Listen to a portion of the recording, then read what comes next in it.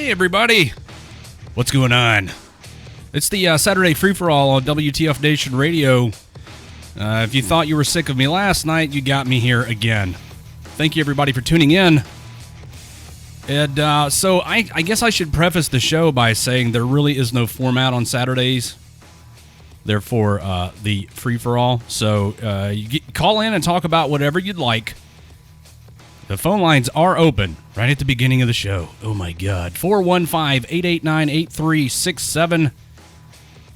415-88-WTFNR. I'd also like to say hello to the folks over there at Girls for Gunslingers. How you doing? Pictures and video and talk about the Colorado trip coming up tonight. Also, I may find a way to give away something for the WTF Nation Radio Prize Vault. I mean, that sounds like a legitimate radio station thing to say, does it not? The Prize Vault. Also, Mrs. Redleg has threatened to show her lovely face in the live chat at WTFNationRadio.com. So come on over there. If you're new, hello, welcome. If you're not new, hey, how's it going? WTFNationRadio.com for all of your WTF Nation Radio needs. And I guess maybe the internet's working for everybody out on the East Coast in the wake of the what was it? The DDoS, the distributed denial of service attack that wiped out a lot of shit over there on the right coast. Knocked out Twitter and Netflix and Spotify and, oh no, not Reddit. It took out Reddit. Somebody went after their DNS servers over there. Also, the last update that I got about 2nd Brigade Combat Team 82nd Airborne Division was that they sent some aircraft out there to pick them up. The command did, and it cost them about 500,000 dara to go out there to pick up the soldiers they left behind at JRTC, who, by some people's accounts, should not have been out there. Well, some of them should not have been out there anyway because of they were on profile and whatnot. So I guess they're coming back home. Let me show you some of the video that we shot in Colorado. A lot of this is just kind of like B-roll stock footage that we shot while we were driving. We got a lot of really great footage like this when we were in the poker run. Well, we were the advance party for the poker run. Pi and myself went ahead to each of the stops. And that whole thing, the whole route was through the mountains and some of it on dirt roads, which I thought was interesting. But the scenery up there is gorgeous in Colorado. I'm from the Delta, right here in the Memphis metro area, and the scenery here not so much, kind of flat and boring, but Colorado was beautiful. We actually got up above 8,000 feet. I think we were close to 9,000 feet at one point, at one stop on the poker run. Here's some more of the footage. It's a lot of just pointing the camera out the window kind of stuff. I could tell the air was noticeably thinner, or maybe that was just my imagination, or maybe it was the fact that I'd been drinking, which is why I wasn't driving. But nonetheless, an extremely enjoyable trip out to Colorado, and that was the poker run. That was the day after the Freedom On Festival, and I've been told that there will be, because this was the first annual Freedom On Festival, that there will be a second one. And I'm hearing Fayetteville, North Carolina for the location, tentatively, that we can't lock that in. I can't say the next Freedom On Festival is going to be at so-and-so place, because there's going to be a lot of planning that goes into it. But I'd like to thank all the organizations who invited us, especially Girls for Gunslingers, who I think came to us initially and asked if we would like to come out and cover that thing. That was definitely an experience that I'm glad we were able to take part of. And there's going to be video. We're going to put together videos for people to watch. One of the poker run, maybe one of the go-kart races. Oh, those were a lot of fun. So we'll do that. We'll do like a compilation video of the actual event. The go-karts, that was, I don't remember who in the group's idea the go-karts were, but it was a good idea. I was asked last night why I wasn't driving a go-kart, and well, somebody had to film this thing and document it. Next time, if there is a next time, and there's go-karts involved, somebody else is going to have to shoot the video so I can go out there and show Pi how to drive. Pi thinks he's hot shit because he won both of the races on the go-karts. And Jay Reddy wants a rematch, I know, because he felt like he was slighted in the second race because Pi wrecked him out once or twice. So Jay Reddy, oh, by the way, Jay Reddy had a GoPro on his helmet for the whole race. And when we get that footage, we're going to, edit that footage in with the rest of the footage from the go-kart race. And it's, they don't look like they're going that fast, standing trackside like I was. But you look at the GoPro footage and, they're definitely going a little bit faster than they look just standing there. So there were a total of, counting where we started, a total of 5 stops on this poker run. I guess my favorite one was the one that we took the long route up through the mountains and ended up at a lodge, which had some gorgeous scenery, and they actually had some livestock out there, and I've got footage of 6 Jane in the livestock pen with the goats and the cow and the pig, but I'm not going to show it tonight. But there is footage of her hanging out with the livestock there. All in all, I wasn't really timing it, but it took us about 5 or 6 hours to get through the entire poker run. It was a day well spent. We were all tired by the time we got to the distillery at the end, where we ate and drank and were merry. And then our stop from there was back to the apartment. We decided we should stop at one of the local marijuana dispensaries because when in Rome, and we stopped there, and that was an experience, and the whole thing was just a lot of fun, and I'm really glad that we had an opportunity to go cover it. We met some other folks while we were there. Thursday night we had to go to the airport and pick up the band All That Remains, who headlined the show. And when we delivered them to their hotel, there was kind of a party of sorts going on there. So we hung out with Matt Best and Eli Cuevas, and Mindy Robinson was there, and everybody's buddy Nick from Ranger Up. And we had a good time. And at one point we got lost on the route on the poker run. But all in all, a lot of fun. So I hope we get to do it again soon. Like I said, the phone lines are open, everybody. If you'd like to call in and talk about anything, and I do mean anything, 415-889-8367. Seeing as how it's a Saturday show, I don't really do any preparation.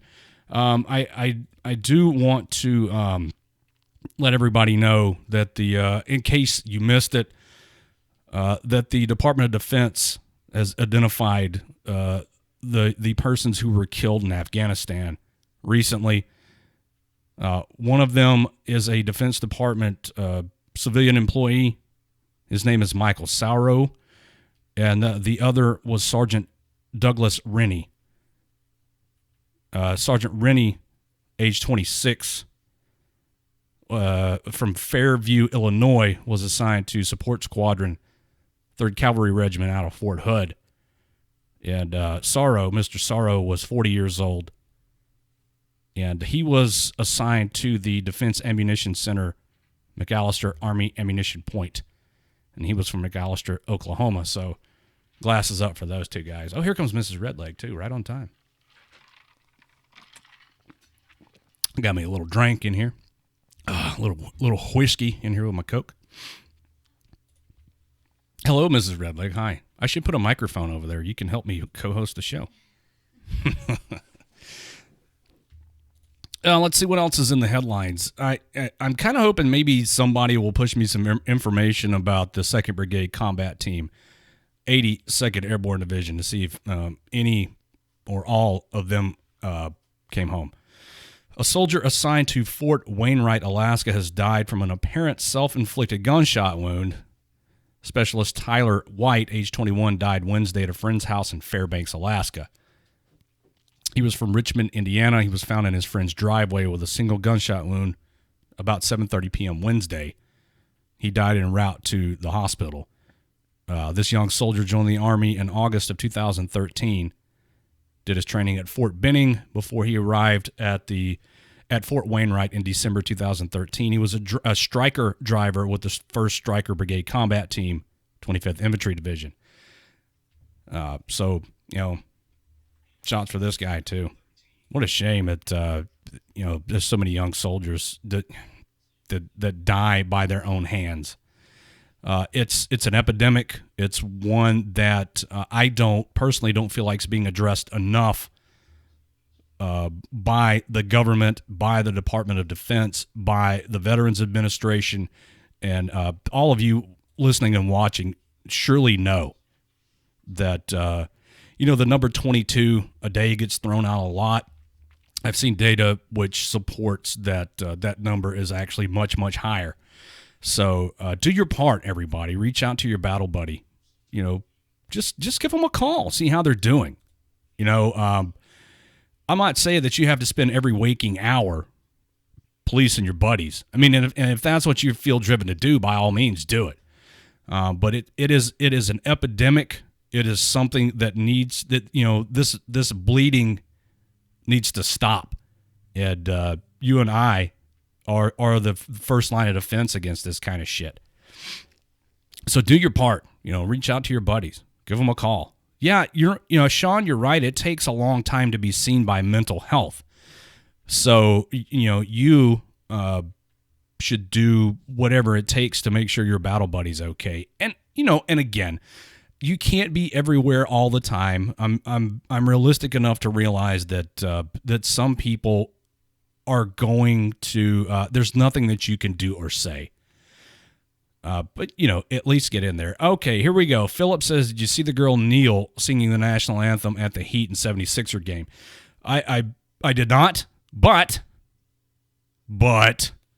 I saw some photos. I read the headlines. You want to talk about epidemics? That's another one. Sickening and disgusting, and I get it, sure, that it's their First Amendment right, but how much of this attention whore, these attention whore tactics, is it going to take for it to just get old? It gets all. I mean, really, it's a distraction when we should be concerned a little more about the thing that I just talked about, that soldiers and veterans are committing suicide.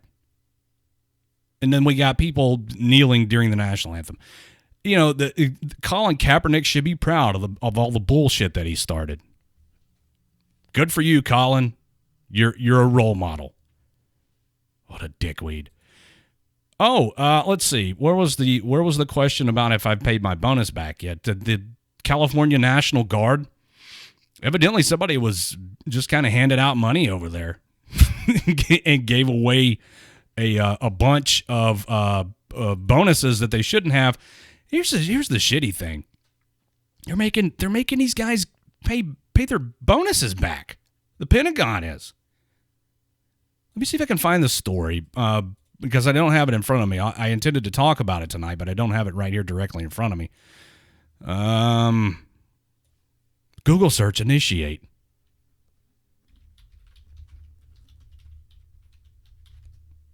Okay. Here it is. Well, the article in the LA Times. Pentagon's demanding money back. Nearly 10,000 soldiers, many of whom served multiple combat tours, been ordered to repay large enlistment bonuses. And as if that wasn't bad enough, they've been slapped with interest charges, wage garnishments, and tax liens if they refuse. Audits revealed widespread overpayments by the California Guard at the height of the wars last decade. So some people just got screwed. And actually, that's former Army Captain Christopher Van Meter said those exact words. People like me just got screwed.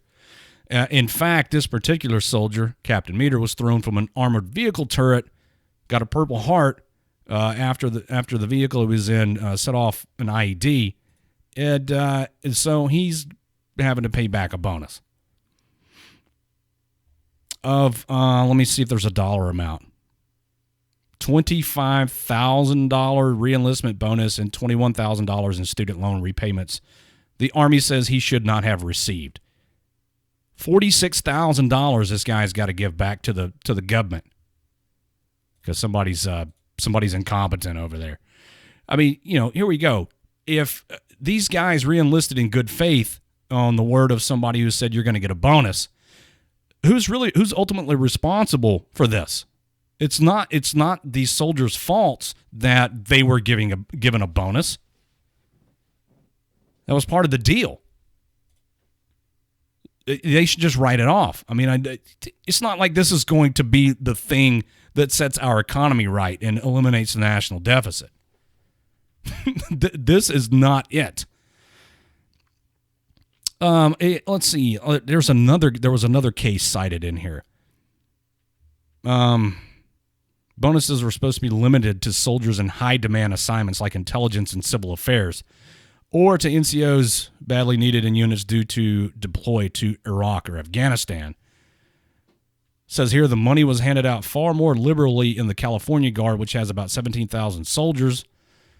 In 2010, after reports surfaced of improper payments, a federal investigation found that thousands of bonuses and student loan payments were given to California Guard soldiers who did not qualify for them or were approved despite paperwork errors. But I guess somehow it was the recipient of the bonus's fault that they got the money because they're the ones being punished. Here's Army Master Sergeant Tony Jaffe, the California Guard's incentive manager, pleaded guilty in 2011 to filing false claims of $15.2 million and was sentenced to 30 months in federal prison. 3 officers also pleaded guilty to fraud and were put on probation after paying restitution.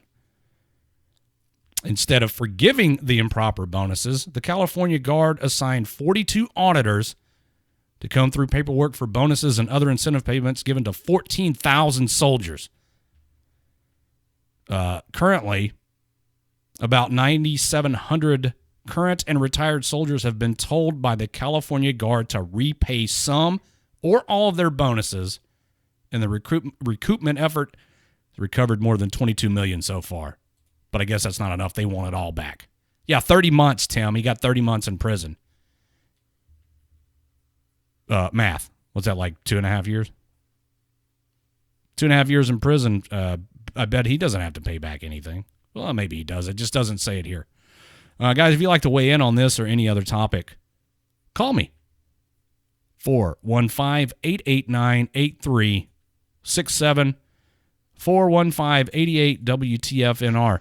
Yeah, Bruce, the soldiers signed a friggin' contract. Now the Green Weanie's getting them again. That's the way it happens. But this is a situation that I think the government should, they should have to make this right. Not take money out of the pockets of those that, who received it in good faith and then got blown up and got a Purple Heart and so on and so forth. I mean, I tell people that listen, anybody that listens to this show hi, Raptor Mom. Anybody that listens to this show regularly knows that I did 4 years in the Army and got out. I never deployed. I was in from 94 to 98. I never went anywhere. So my understanding of what it's like to be deployed and to be over there and to be in a combat environment, my understanding of that comes from the stories that people who listen to this station and call in and share their experiences with me have given me. That's where I get my understanding of that from. So it's disheartening to hear that the Army, that the government would treat all of you this way, considering what it is that you have done for this country. You answered the call and you put yourself in harm's way, and then you get screwed. And it's infuriating. Hello, Raptor Mom. This I read the story like several times. I was in shock. And then I'm not too surprised. My thing is that the Pentagon has been known to lose how much money? What, like, it was in the trillions, wasn't it? And they're worried about. I guess that the bonus money must have came from the state of California, but it blows my mind away that they waited this long to collect that money.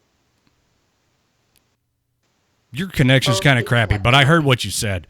I mean, regardless of how long it took, the fact remains that they're placing the burden of the misappropriation. I mean, you call it what you want to. They misappropriated their funds, and they're placing the burden of the misappropriation on the individual soldier and service member who received the bonus. That's not right. No, it's not right. Hello, Walter. Walter. Hi, Walter. Can you hear me now? Yeah, I could hear you before. It just, your connection was crappy. I switched my internet, so. Let's see. Philip, prior service, 11 Bravo. Who else here? So, I understand that I'm kind of a dinosaur compared to a lot of these soldiers. So again, thank you all for offering up your experiences and sharing your experiences with me. I guess I get to live vicariously for through every one of you has deployed. Taylor, OIF 2009, 2010, OEF 2011, 2012. I got nothing but love for you guys, all of you, everybody. I mean, whether you deployed or not, but especially to you guys that went down range. Because that's the bleeding edge. That's where it all happens. And one of my biggest regrets is that I didn't see my military service all the way through to the end. I got out after 4 years, but I got out, got into law enforcement. I guess I paid my dues there. Holy crap! I'm glad I'm out of law enforcement now, because Jesus, that environment.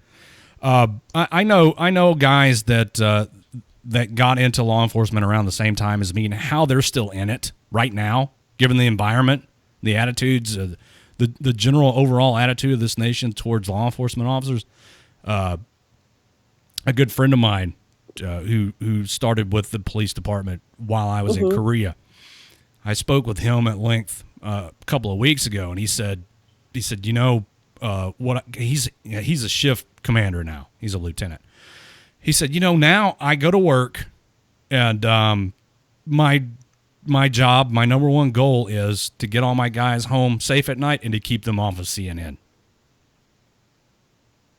That's what he does. That's what his job consists of. Nowhere in there was it mentioned, anything other than staying alive and staying off of CNN. Yeah, Tim, I was sad. In Korea. I was 97 to 98. I was 1st Battalion, 15th Field Artillery at Camp Casey. But, it doesn't take much, to get burned out in that field. Once you put up with the same shit, and then once you feel like the public doesn't support you, or you're constantly being ridiculed for every little thing that you're done, how do they expect law enforcement officers to protect the community when they're just getting dogged on like they are right now? Well, the things have changed so much since I've been out of law enforcement for 13 years. And things have changed so much since I got out. It's amazing to me that people, you see all the stories about folks getting shot and unarmed suspect, and then later you find out the dude's got a gun. Well, why did the cops have to shoot him? Why didn't they tase him? Well, they shot him because he had a gun and he was posing a threat to the police officers and or others. And that's what the fuck happens to you when you pull a gun out. You get shot. You don't. Yep. There's so many videos. You go look at the videos, and then you see the armchair quarterbacks. Well, he wasn't pointing it at the officer. They should have tased him. Yeah, fuck Or you. they should have shot to injure. Fuck you. When here I go. Back in my day, when I was a police officer,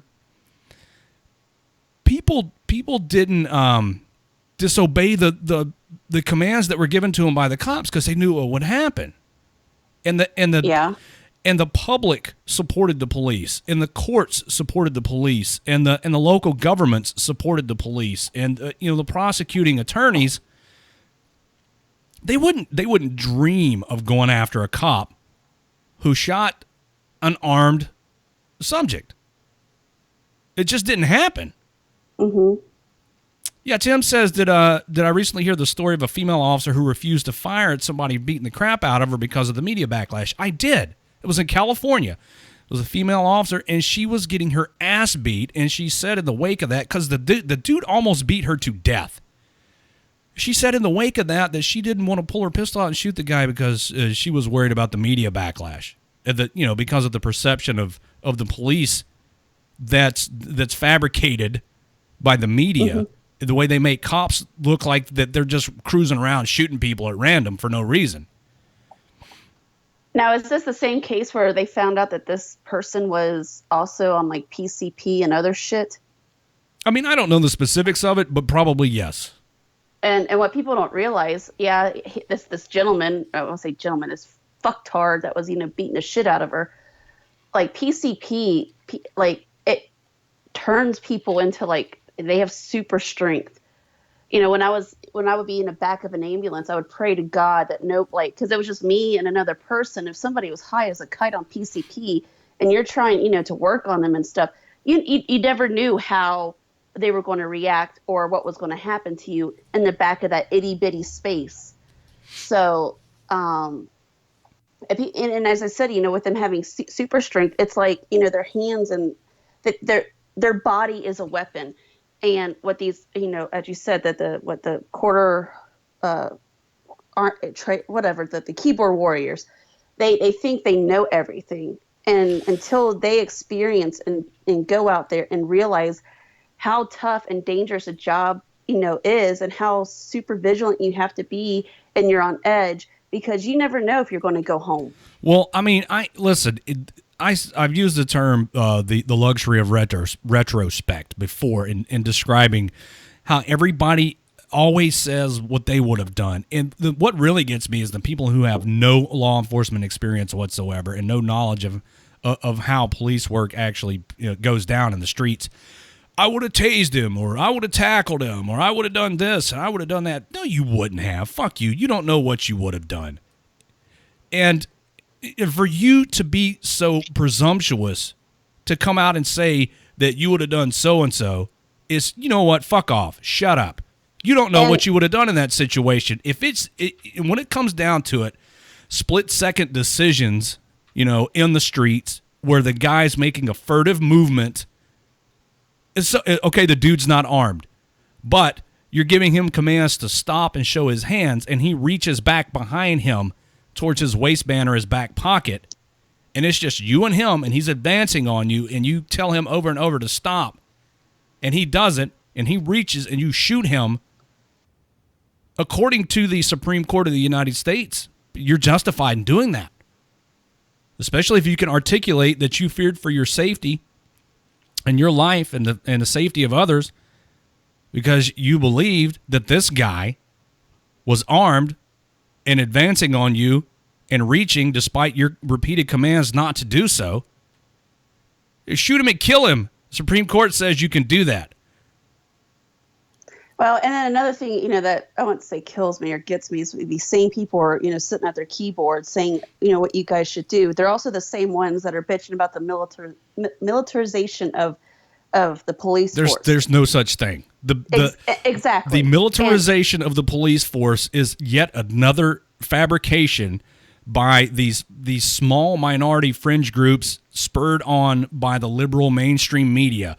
Okay, when you as a service member deploy somewhere to go engage the enemy, do you want to go with pistols and broomsticks, or do you want to go with superior firepower and be armed and armored to the teeth, so you get to go home at night.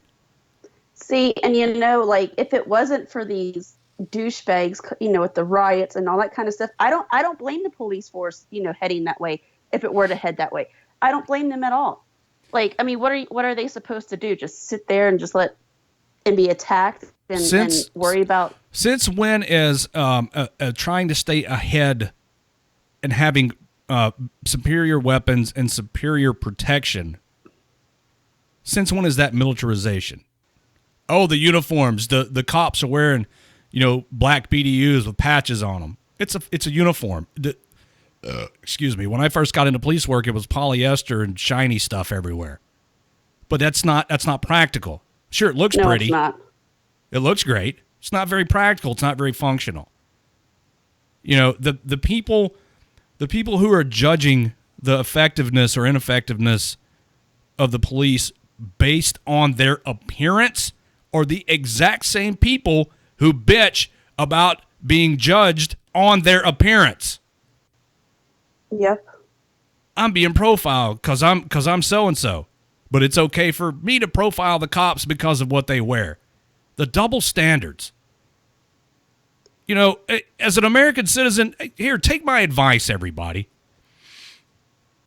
Here's the key to living a happy and successful life free of interference from the police and just about everybody else. Shut the fuck up. Mind your own business. Take care of your family. Take care of the people who are close to you. Go to work and do your job. Just be a decent person. You won't have to worry about the cops. You won't have to worry about anybody else messing with you. It's the golden rule. Do unto others as you would have others do unto you. It's not that difficult to make it in the world. You run afoul of the law, and then the cops snatch you up and you end up in the court system. You've got nobody to blame but yourself. Mm-hmm. This fucking country, man. It's the advent of social media has given the minority a voice, and people are buying into their bullshit, especially the mainstream media, who at the end of the day, they are a business. They're a for-profit business. They're in the money-making business. What better way to entice ad revenue to your news station than to sensationalize everything? If it bleeds, it leads. And now let's stir up a bunch of shit and have everybody tune into our station. That this is so controversial, and we're covering it. And the advertisers say, "Well, look at all the people watching this station because they're reporting the news." They're not reporting the news. It's like a fucking soap opera. Well, it doesn't help that everybody, they record everything, and of course with the media you only see they never show what happened up until the point that a suspect gets shot by an officer. They always show what's going, like, pretty much the struggle that's going on between the two people. They never show what exactly happened right before that moment. Never. Because of course that's going to derail the whole context of their well, it doesn't fit their agenda. It doesn't fit their agenda when you go back and look at all these suspects that have been killed by the police. All right, by and large, they all, for the most part, have a history of violent felonies, and a lot of these are assault on a police officer and things like that. But the media portrays them as just some innocent citizen who was caught up in some kind of police dragnet, and then lost their lives because they're walking down the street minding their own business, and the cops pull up and get out and start shooting. It's never the way it goes down. Never. No. Oh, what was it? The recent one, the one in well, there's several recent ones. Who's more likely to play by the rules, the cops or the people that the cops are having to deal with? Nobody's that naive. Are there actually people in this country who believe that the cops are just out hunting people? the fuck out of here, man. People, wake up, everybody. I mean, we're talking about some people. We're all going to die if Hillary gets in. There's William. Hello, William. William White. Damn. Our resident. Yeah. William's being good right now. Yeah. Usually what happens is I'll tell him to behave and he shuts up when he gets in trouble. William White. Yep. It would be like, yes, Mom. It's really discouraging to see people in this country buy into the media's shit. This whole Black Lives Matter movement. I will be generous and gracious and say that its inception had good intentions.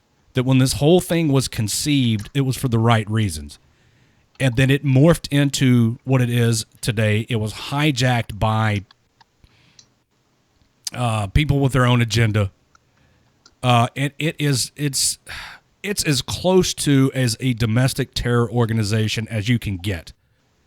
And some people will say it actually is. But for this Black Lives, thank you, Tim.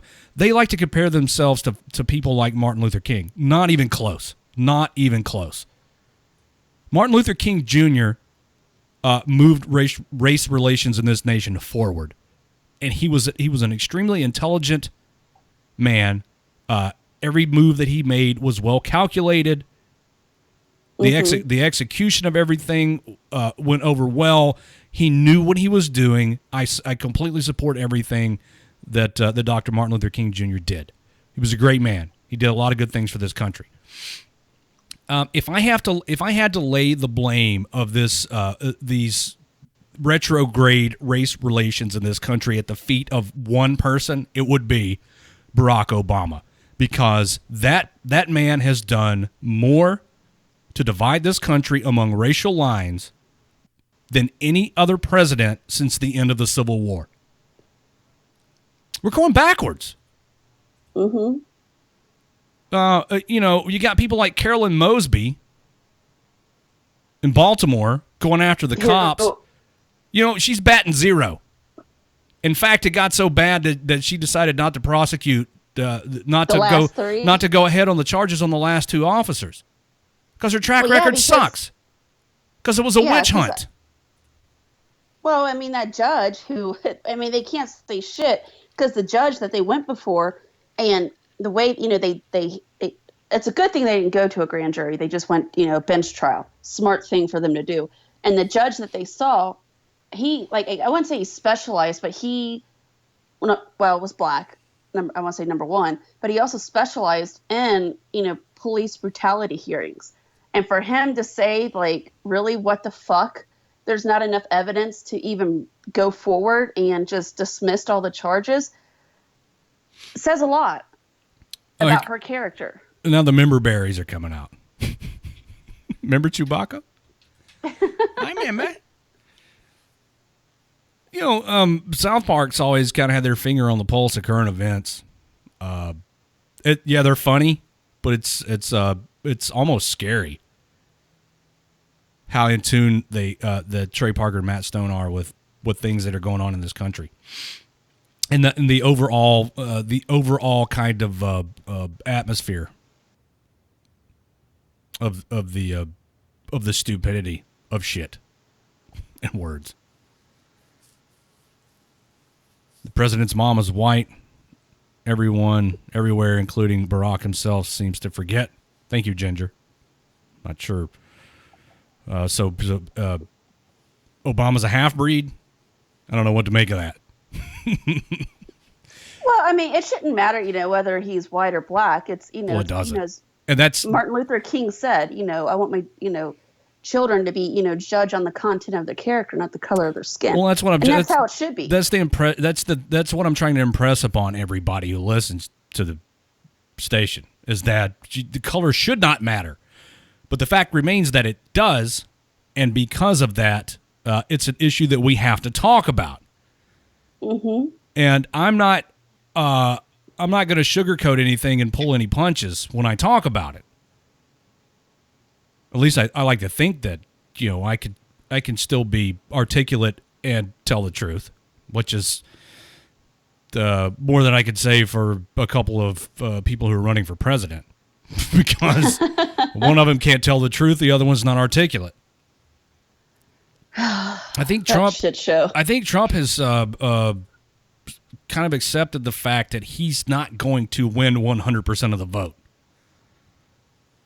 He recently admitted to the possibility that he might not win the election. I mean, don't get me wrong. I certainly hope that Hillary Clinton is not the next president of the United States. But I think things maybe are kind of looking. Well, I think reality is kind of starting to set in on D. Treasy, that he's realized that he may not be elected. What a travesty that would be. Oh, look, Mrs. Redleg's got her camera on in the chat room. Hey, Mrs. Redleg.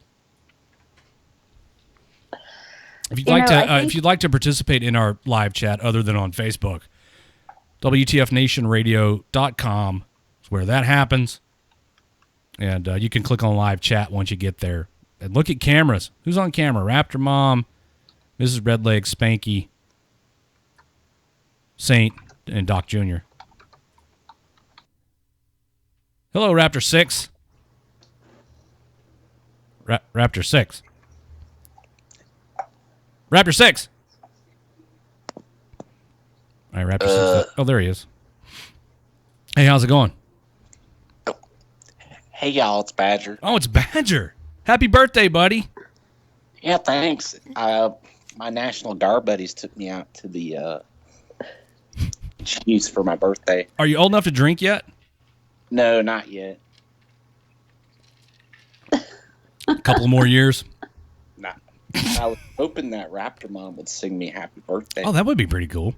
No. Fuck off. Come on, Raptor Mom. It's Badger. No, I'm not singing. Oh, shucks. Oh, shucks. Well, there's a box of dicks in the mail for you for your birthday. Oh. Oh, awesome. Yeah, Badger likes the dicks. You can suck on those for a while.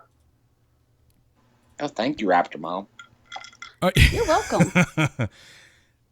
Hey, Badger, have you ever looked at the Girls for Gunslingers Tumblr thing? No, I like to look at the mail website. Oh, you like dudes? Okay. All right, I got you. I'm sorry. I didn't mean to assume anything. Got to be PC and all that. WTF Nation Radio, you're on the air. Who's this? This is Matt. What's up, man? Hey, what's going on? I just wanted to, since it's an open forum tonight, I wanted to put some awareness out to what's happening in California with the National Guard. Everybody having to repay their bonuses?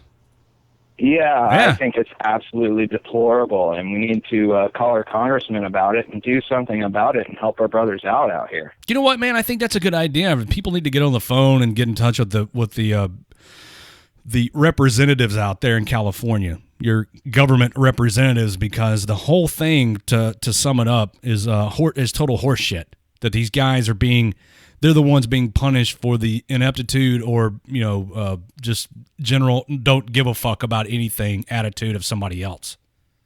Exactly. And, we really need to help them out. And that's crap. You go and serve 2-3 tours, and now you have to pay back your damn bonus with interest. Right. I mean, absolutely. You re-enlisted absolutely.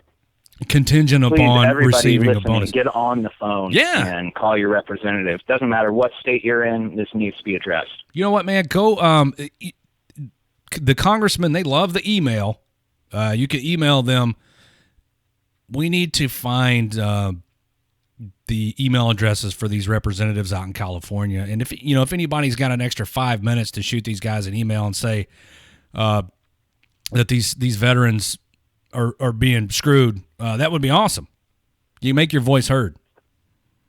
Thank you so much. You guys are doing a great job. Love listening to the show. Oh, thanks. Love the Facebook page. Love everything. Hey, you have a good one, man. Well, tell Badger happy birthday before you go. What's that? Tell Badger happy birthday. Hey, Badger, happy birthday. All right, you guys have a good one. All right, brother. Thank you for calling. All right, bye-bye. Bye. Badger, the guy just kind of glossed over the fact that today's your birthday. Yeah, it's my birthday. I'm 19. Our little boy's all grown up. 2 more years and I can get a drink. So we'll you know what, man? I'm gonna maybe somebody will research how to get in touch with these dickheads out in California to tell them that these people are being screwed, and maybe we could make an impact. I think it needs to happen more often. People don't need to sit idly by while you don't need to just hang out and watch your battle buddies get fucked over. There we go. List of United States representatives from California on Wikipedia. Thank you, Adam. Attaboy, Adam. Oh, here's another one from Scott. It's the Senate for the California.gov website. That's what you got to do. Yeah, we National Guardsmen, Redleg, are people too. I just want everybody to know that. Well, I know, Badger. I mean, we're fighting for you. I appreciate your bravery during the floods in South Carolina. Were you properly rewarded for that? I mean, did you get like a fucking MSM or something? No, they gave me a memorandum for record saying thank you. Oh, good.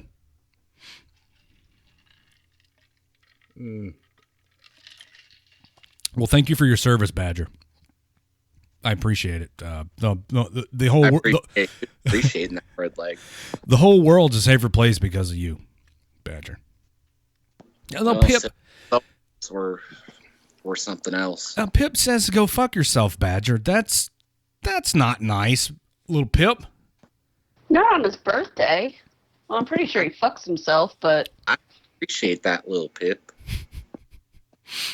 What caused them? Saint says, what caused them to have to pay back their bonuses? The incompetence of somebody. Somebody was being a little too liberal with their reenlistment bonuses.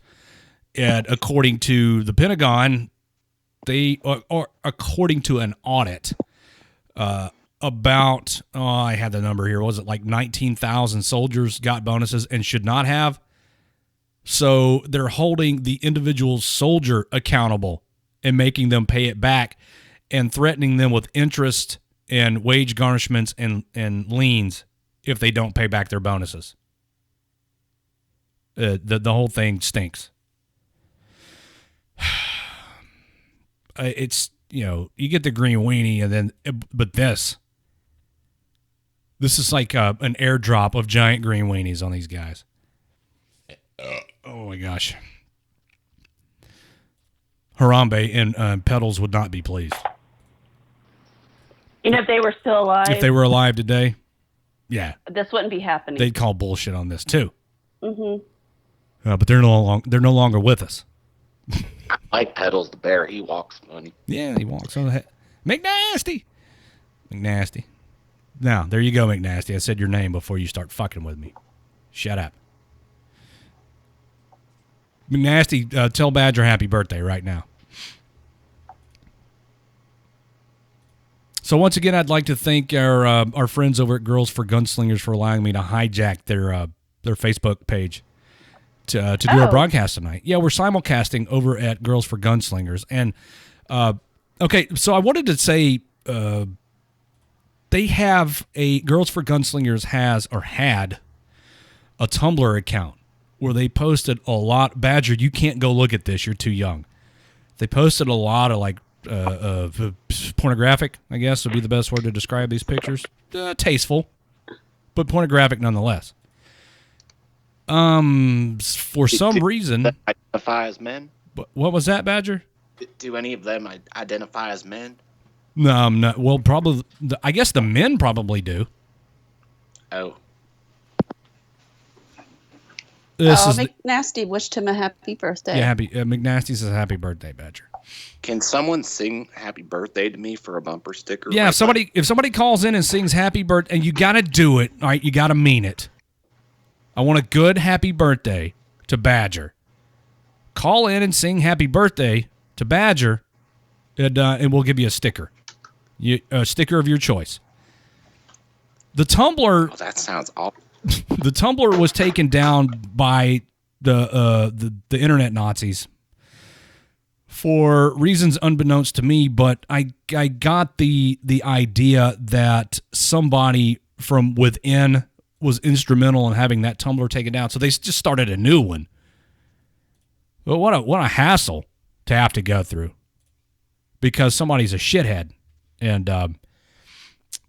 Danny and 6J were not pleased about it. So whatever. Adam wants to know if the pictures have been shown yet. I did show the pictures in the video. Let's see. There's just something to look at instead of my stupid face while I'm talking. About that. The people in the Facebook live chat are seeing this, but the people at our live chat at WTFNationRadio.com are not seeing this. It's just it's some footage of us going through the mountains, and I got a bunch of other stuff too. I'll show it again to Adam. Just hang tight. Because I got to take a break at 8 minutes at the top of the hour. I'll take a break. And then somebody has got to call in. Wait till after the break if you're going to call in and sing happy birthday to Badger. And then we'll give you a sticker if you call in and do that. This is so exciting, Redleg. I hope somebody calls in. I do too, because otherwise it's going to be me singing, or maybe Mrs. Redleg will come over and sing happy birthday. But how unfortunate would it be if nobody called in and won a sticker for singing happy birthday to Badger? I'd love D-Max to sing it. Oh, would you? Yeah. Tim wants to know if you could put a voice recording in the Facebook chat for the happy birthday song. Just call, dude. Or Skype. He's international, so he can't. Okay, well, Skype us. Send us a contact request on Skype. It's, what is it? WTFNR.phone. Send a contact request and sing happy birthday to Badger, and we'll send you a sticker. If you're the first one. After the break, everybody. If you're the first one to call in, we'll get you a sticker. Okay, well, Brandon says he's going to call in after the break and sing happy birthday to Badger. Oh, I'm so excited, Redleg. Good. I'm glad.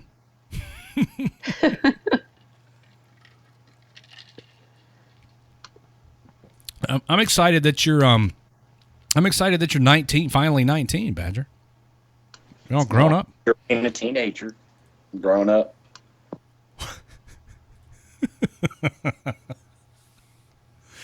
Maybe Raptor 6 will call in and say some kind words to you, Badger. What? I don't like Raptor 6. Do you not? He's mean to me. No, he's a decent guy. Deep down, he's a decent fella. That Raptor 6. I'd have to agree. He'll melt your heart. What was that? I'm just not so sure about that. Oh. No, what a shame. All right, I'm gonna take this break because I need some more whiskey in my glass. And I know I'm taking a break about 5 minutes early, but when we come back, we'll just be back. We take a break sooner, we'll be back sooner. It all kind of makes sense to me. All right, let's do this. Take a break. We come back. I'll show folks the pictures and videos some more. Adam, hang tight. Break's going to be about 8 minutes long. And then we'll be back with more of the Saturday free-for-all right here on WTF Nation Radio. Good evening, boys and Shots. girls. This is Tim Kennedy. I'm a Special Forces sniper, a Ranger-qualified Green Beret, a UFC fighter. Please listen to us and the shenanigans that we're going to say. We will insult you. There will be racial slurs. We will be sexist. We will offend you. But there will be magic, and a unicorn will be raped. So enjoy the show. Thank you for listening on WTF Nation Radio. The voice of U.S. Army, WTF Moments. This is WTF Nation Radio. Fuck Kevin. No more Eiffel Tower. She's a respectable lady now. She's back in church. Yeah, fuck you. The camera. What camera? Like this camera?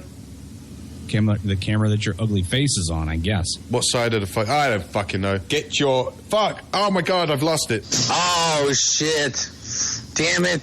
Motherfucker, you're all gonna die, and I'll see you tomorrow. Are you shitting me? No, Powder Monkey. That does not give you the right to judge us for alcoholism, you cocksucker. Don't be fucking jealous, you faggot. Yusha likes to drink too. Did you make some fucking off-color comments about his drinking problems. D-Max, just out of curiosity, how much have you had to drink tonight? Oh, yeah, not the fucking mother. Oh shit, the protester got shot in the ass. What the hell's happening? I just seen that. Dude, he just gets shrapnel in the ass from a tear gas grenade? He got something. He's like, oh, my ass. Christy's a stupid fucking name anyway. You dick, Christy. I think metric fuck ton is you're capping it out at the highest level, but yes. Wait, somebody just pulled a cork out of a... Oh, okay, never mind. Real American heroes. Not everybody's from fucking 17th century Britannia. Well, Drill Sergeant Kane, I waxed my taint for women. I can't wax my face. Yeah. Oh, you did? Sort of. Oh. You need to make that a... Yeah. You need to make that a... Me. There's a little bit of B-hole in Hope Solo's... Oh, there's a lot of B-hole in... Yeah, not too bad, man. How's the weekend treating you so far? It's a piece of shit. I'm going to hand you over to Raptor 6. I just Googled it, and there it is. Him or my big bro Ice. There's in the mouth hole. Up the bung hole, because that's the quickest way to get drunk. Yeah, That's what I hear. I'm not into that, dude, really. You're the Jeter, and I'm the A-Rod. All right, so Yeah, he totally did. Yeah, he said you were the... You know what? There's something about, like, slightly buff chicks. I mean, one's a total douchebag, me, and the other is, like, the most beloved Yankee of the, the past 40 years. Blah, blah, blah. I'm like, oh, my God, that's horrible. Shut the fuck up! It happens. Shut the fuck up! How about the next time I'm on a plane, I'm taking a shit, I just pull a sticker out of my pocket and I just stick it on the door of the shitter. Oh, while I'm yes. taking shit in flight. Perfect. Are you sick on your birthday, or you just got lung cancer? I'm gonna go over here and get a Coke because I need something to mix this whiskey with that I'm smuggling in. You got a problem with that, dickweed? And it was so romantic because, you're 24, 25. Let's go, girl. That's all I can take of that one. Drinking Jaeger is like sucking a dick with a condom. Don't judge my fucking partner for fucking being drunk. He's supposed to be drunk, dick. Hey, how do you know if a girl's gonna give you a blowjob? She's drinking Bud Light, because if she's drinking that, she'll put anything in her mouth. Pie's so ugly, he's got to sneak up on a glass of water to get a drink. Oh, fuck you, you fucking red coat. Shut up, Raptor 7! I do my best thinking when I'm on my third whiskey. Drink more and get naked? I never thought the day would come where Raptor 7 would promote my shows. What are you talking about? He always promotes your shows. Really? Yeah. What the fuck? Yeah, do you not listen to my shows, faggot? What the hell? Shows, faggot? Is it Tuesday? We do. Yeah, then you could do all that while you sit on my face. That would make it better. Mm-hmm. I'm gonna be transgender, and I'm the same way. I'm the same way, Pie. You wanna get your dick split and shoved inside of you to make a vagina out of it? It looks painful as a motherfucker. I was busy. You're doing what? Either fucking or answering the door. Okay. Somebody ask a goddamn question. Well, first off, I'm a vet, not a dependent. Not as child support doesn't count. Okay, well, if you think that that's what... Hold on, Raptor 6. I know, bro. I know. Well, I kind of puked in my mouth a little bit for a number of reasons. Why the fuck can't you speak your mind at work? Talk to you. I said, grab your fucking balls and be a fucking man. You are two of the most uninteresting people I have heard, like, this month. I've been stabbed. I've had my head cracked open. I've been thrown downstairs, thrown into walls. I got punched so hard that my hair fell out. Okay. You need to seriously reevaluate your life and the way you're fucking living it. Get the cum off of my face afterwards. Yeah, we'll talk about your Sensi party next week later on the show, too. Call the show now at 1-800-fucking-Dependamax. We got 15 minutes left, and I got to deal with your bullshit now? Investigative. He said the taint is up for sale. Wax on his nipple, right side, and rip that shit. If this isn't entertainment, I don't know what the fuck is this. I think is Mr. Katie wearing Ranger panties? Oh, $10 from Redleg's butt plug. Thank you. As fuck you, Sarek. Hey, shut the fuck up, Bird. Shh. The fuck are you raging for? Hey, babe, will you turn the thermostat down? I'm fucking dying back here. I'm on the fucking destitute and shit. Did this Sergeant Major call me a pussy because I don't want to shave my hair with a razor? Neck down, no balls. So you're going to have to cough it up if you want that taint waxed. Like, pull your nutsack to the left and all down that right crease. No, about every 30 minutes, I just take a blowgun and blow air down my ass crack and dries it right out. Ice makes a good fluffer. That's fucking teamwork. All right, there goes the wax strip. She's putting it on now. Oh, fuck. And here we go. Listen. Oh my God, that's so much hair. Hell yeah. That one seems so much worse than the first one. Oh, my God. I think I see Jesus. I'm turned on right now. If we're going to do nipples, we'll just do about a half a strip square around each one. Okay, well, I don't want you to lose your areolas. Katie, what are you doing? I don't know. What am I doing? Putting wax on his nipple. All right, wax on his nipple. Butt crack with boobs out. That's right, Jay Reddy. Jay Reddy says that's a holy shit premiere package. Is anybody else aroused right now? Yeah, that's enchiladas. Don't pay any attention to that. All right. 1, 2, fuck. God. Make sweet, sweet love to your vagina. And I know that there's some of these dickheads doing this shit. I caused a motherfucker to get his butt crack fucking ripped apart. Right. I got to see those milk jugs, those fucking beautiful fuel bill livids. Takes her top off and whacks Mr. Katie's butthole. Yeah, and that was $150 well spent. Also throw in for Mr. Katie our finest boxed whiskey. Oh, yeah. Yeah, girl, get it. Okay, whoa, back the fuck up. William and Brooke, here's the thing. We have done shit that hurts way more. Raptor Mom! Quit acknowledging them. Mom! Don't feed. Shut up. Don't feed the joint Shut trolls. the fuck up. Like, if you have good hygiene, I'll probably fuck you. Oh, Do it. It's just on my end. Oh, there goes the nipple. Yeah, that's Pull a good. nipple off. Oh, so good. I'm fine, buddy. Oh, man. It pulled my underwear to the side and nut roll that stuck to it. I'll sign it with sperm. Pull your little man panties down a little bit. Hold on a second. He is bleeding and he's bruised. Beavers are now endangered. Show me them bleeding pubes.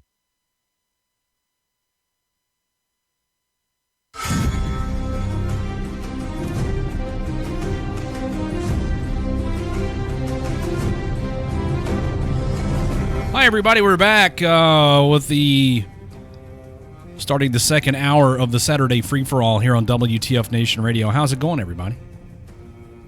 I'm your host, Redleg. Raptor Mom wants to know, I'm assuming that's you, Raptor Mom, asking what everybody's drinking? Mm-hmm. Yeah. Whiskey and Coke? Drinking Piss Light. Well, it's got alcohol in it. Right? Right. It'll, I guess, achieve the effect that I'm going for. So before the break, we talked about somebody calling in and singing happy birthday to Badger. And whomever was the first person to call in and sing happy birthday to Badger would get a WTF Nation Radio sticker. I'm so excited that somebody is going to sing me happy birthday, Redleg. Yeah. Somebody sent in a happy birthday. This may be our caller right here. Let me answer the phone. WTF Nation Radio, who's this? This is Brandon. Hey, Brandon. If you got us going in the background, turn that down for me. It makes me neurotic. Yeah, I'm turning it down right now. Thank you. So you've called in to sing happy birthday to Badger. Is that correct? Yeah, I heard sticker and I like free shit. Oh, well, if you really sell us on this, happy birthday, then you'll get a sticker. You got to really? Okay. Marilyn. Well, I can't sing, but I'll try. Well, Badger specifically requested that you sing it in the style of Marilyn Monroe. Shit, I don't even know how she sings. Oh. All right, I'll try. You haven't heard Marilyn Monroe like a sing happy birthday to President Kennedy? No, I thought that was kind of universal. Everybody's heard that. No, not me. All right. Well, Badger, sing it. Will you take whatever you get then? I guess I'll take what I can get. All right. All right, man. Go ahead. All right. Happy birthday to you. Happy birthday to you. Happy birthday, dear Badger. Happy birthday to you. And many more. Oh, very good. Is that good? Badger? Thank you, Brandon. I appreciate that. Aww. Raptor Bob, you want to tell Brandon how to claim his sticker? Yes, Brandon. What you can do is go to www.facebook.com/WTFNR, send us a message, and give me your address and what sticker you would like, you can go to our website, www.wtfnationradio.com, and go to the store or wherever it says the shop. And choose your sticker. I'll shop. Okay. And choose your sticker from there. Right. We have 5 designs to choose from. Was that one off of Facebook? WTF Go to WTF Nation Radio's Facebook page. WTFNR on Facebook. I'm not going to say all those other W's and stuff. It's the W. There's a lot of W's. Perfect. All right. I'll continue to listen. Thanks, man. Congratulations on an easy sticker. I mean, that's an easy way to get one. Exactly, right? Usually, you guys have a birthday, Badger. Thank you. Thank you, Brandon. Bye. Good night. Redleg, was there another one? There was. Tim sent one in. I like this one. I mean, I thought Brandon did well. This is my favorite, though. Uh-oh. Well. Did you lose it? Yeah, it may no longer be available. We may have lost it forever. For copyright? Let's see here. Hold on. Let me I try might it be again. able to fix that. No, I think it expired. It's no longer available. Oh. That's terrible because it was really good. Well, damn. Well, I mean, them's the breaks, Badger. I was really looking forward to hearing this fellow. Well, maybe we can get it. Maybe we can get it done again. Yeah, Raptor Mom, that was it. And it says, requested media could not be found. It may have expired or been deleted. What the fuck? Yeah. Oh, well. Hey, Tim. We broke it. Do it again. We broke the internet.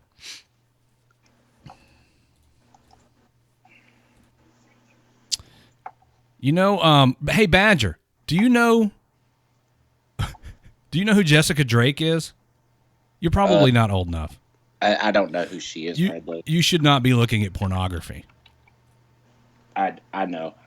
Do you look at pornography, Badger? Don't lie to me. I look at the male pornography. Oh, okay. All right. So you don't know who Jessica Drake is then? Absolutely not. No. Well, she's an adult film star. And today she said she became the 12th woman in recent weeks to allege that Republican presidential nominee Donald Trump sexually mistreated her. Miss Drake, the adult film star, said that she met Trump at a golf tournament in 2006 in Lake Tahoe, where he invited her to come to his hotel suite at the end of the day. She didn't feel comfortable going alone, so she invited 2 female friends to go with her. That sounds like a party. Who's banging on the keyboard? Somebody would sexually assault me, Redleg. She says, when we entered the room, Trump grabbed each of us tightly in a hug and kissed each one of us without asking permission. She said he was wearing pajamas and added that there was a bodyguard in the room. He asked me about being an adult film star, details about shooting porn, and asked about our personal relationships and whether we were married or single. Because evidently, that matters to Donald Trump. Raptor Mom, is that you doing all that typing that I hear? Yeah, sorry. Making my brain itch. I'd like to touch Donald's hair.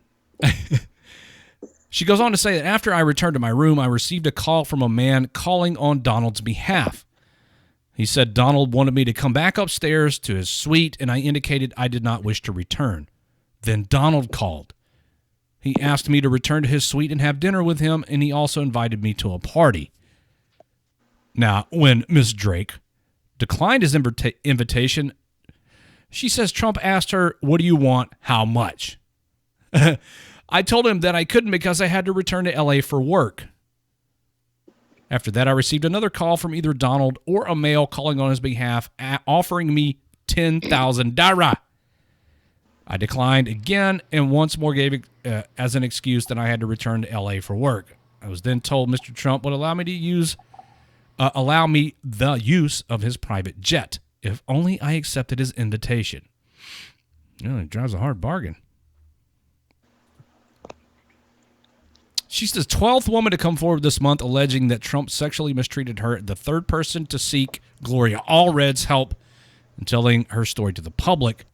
During the press conference, Allred held up a photo of Drake and Trump that was taken during the 2006 golf tournament and hinted that more women may come forward with allegations against Trump in the future, because apparently now's the time to do it. Why didn't they do it like years ago? I mean, he's a billionaire. I mean, sued him for damages. I don't agree. I never agree with blaming a victim, but all of this sounds suspiciously coincidental. Oh, of course. Now that the All at locker once. room talk's out in the open, here they come. Collectively, his words and his actions are a huge testament to his character, Drake said. That of an uncontrollable misogyny, entitlement, and being a sexual assault apologist. This is not acceptable behavior for anyone, much less a presidential candidate. Apparently, this is far more appalling than the violation of federal law and the mishandling of classified documents and refusing to protect the guys And Benghazi. And the other assorted, minor things that Hillary's done.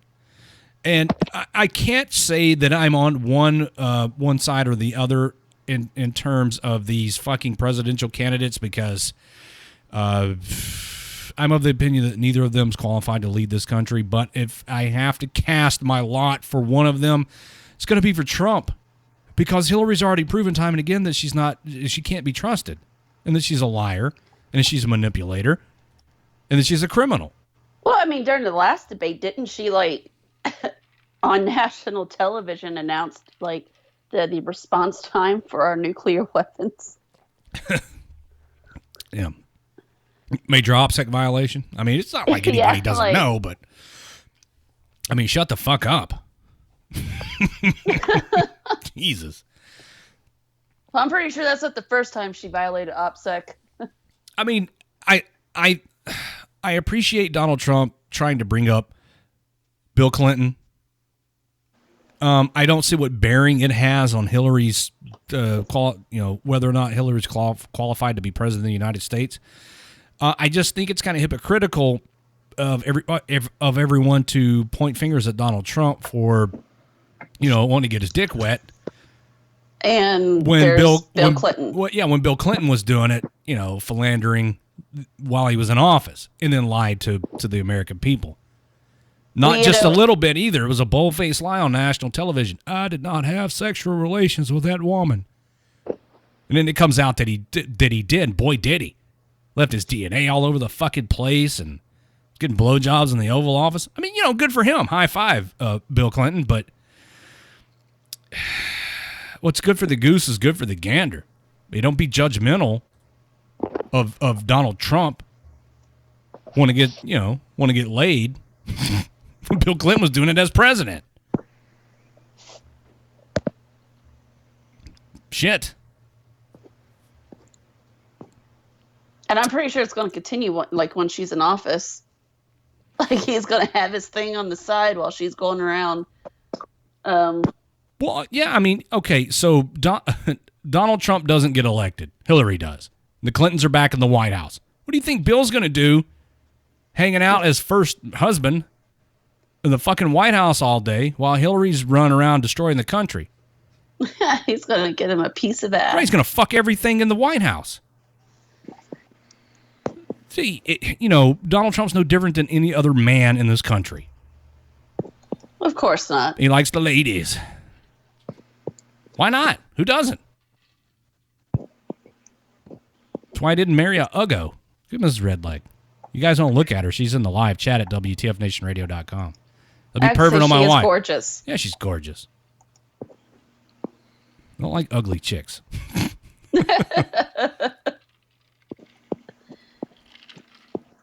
I just, I really find the claims that are coming out coincidental. Really far, yeah, exactly. Kind of like, and with the whole Bill Cosby thing, with him, it was kind of like all these claims all at once, and it was right after he, spoke against the Black Lives Matter. So it's just, I find like when claims come out like this, I find it hard to believe that these women were either, they were coerced or coerced. I can't talk right now. Coerced. Or paid. Yeah. Well, I mean, I don't know that they were coerced to do anything. I'm certain that they were compensated for their for divulging these allegations. Mm-hmm. And until, they're just allegations. It's a smear campaign. Both sides are doing it. Emails, Benghazi, fucking all that.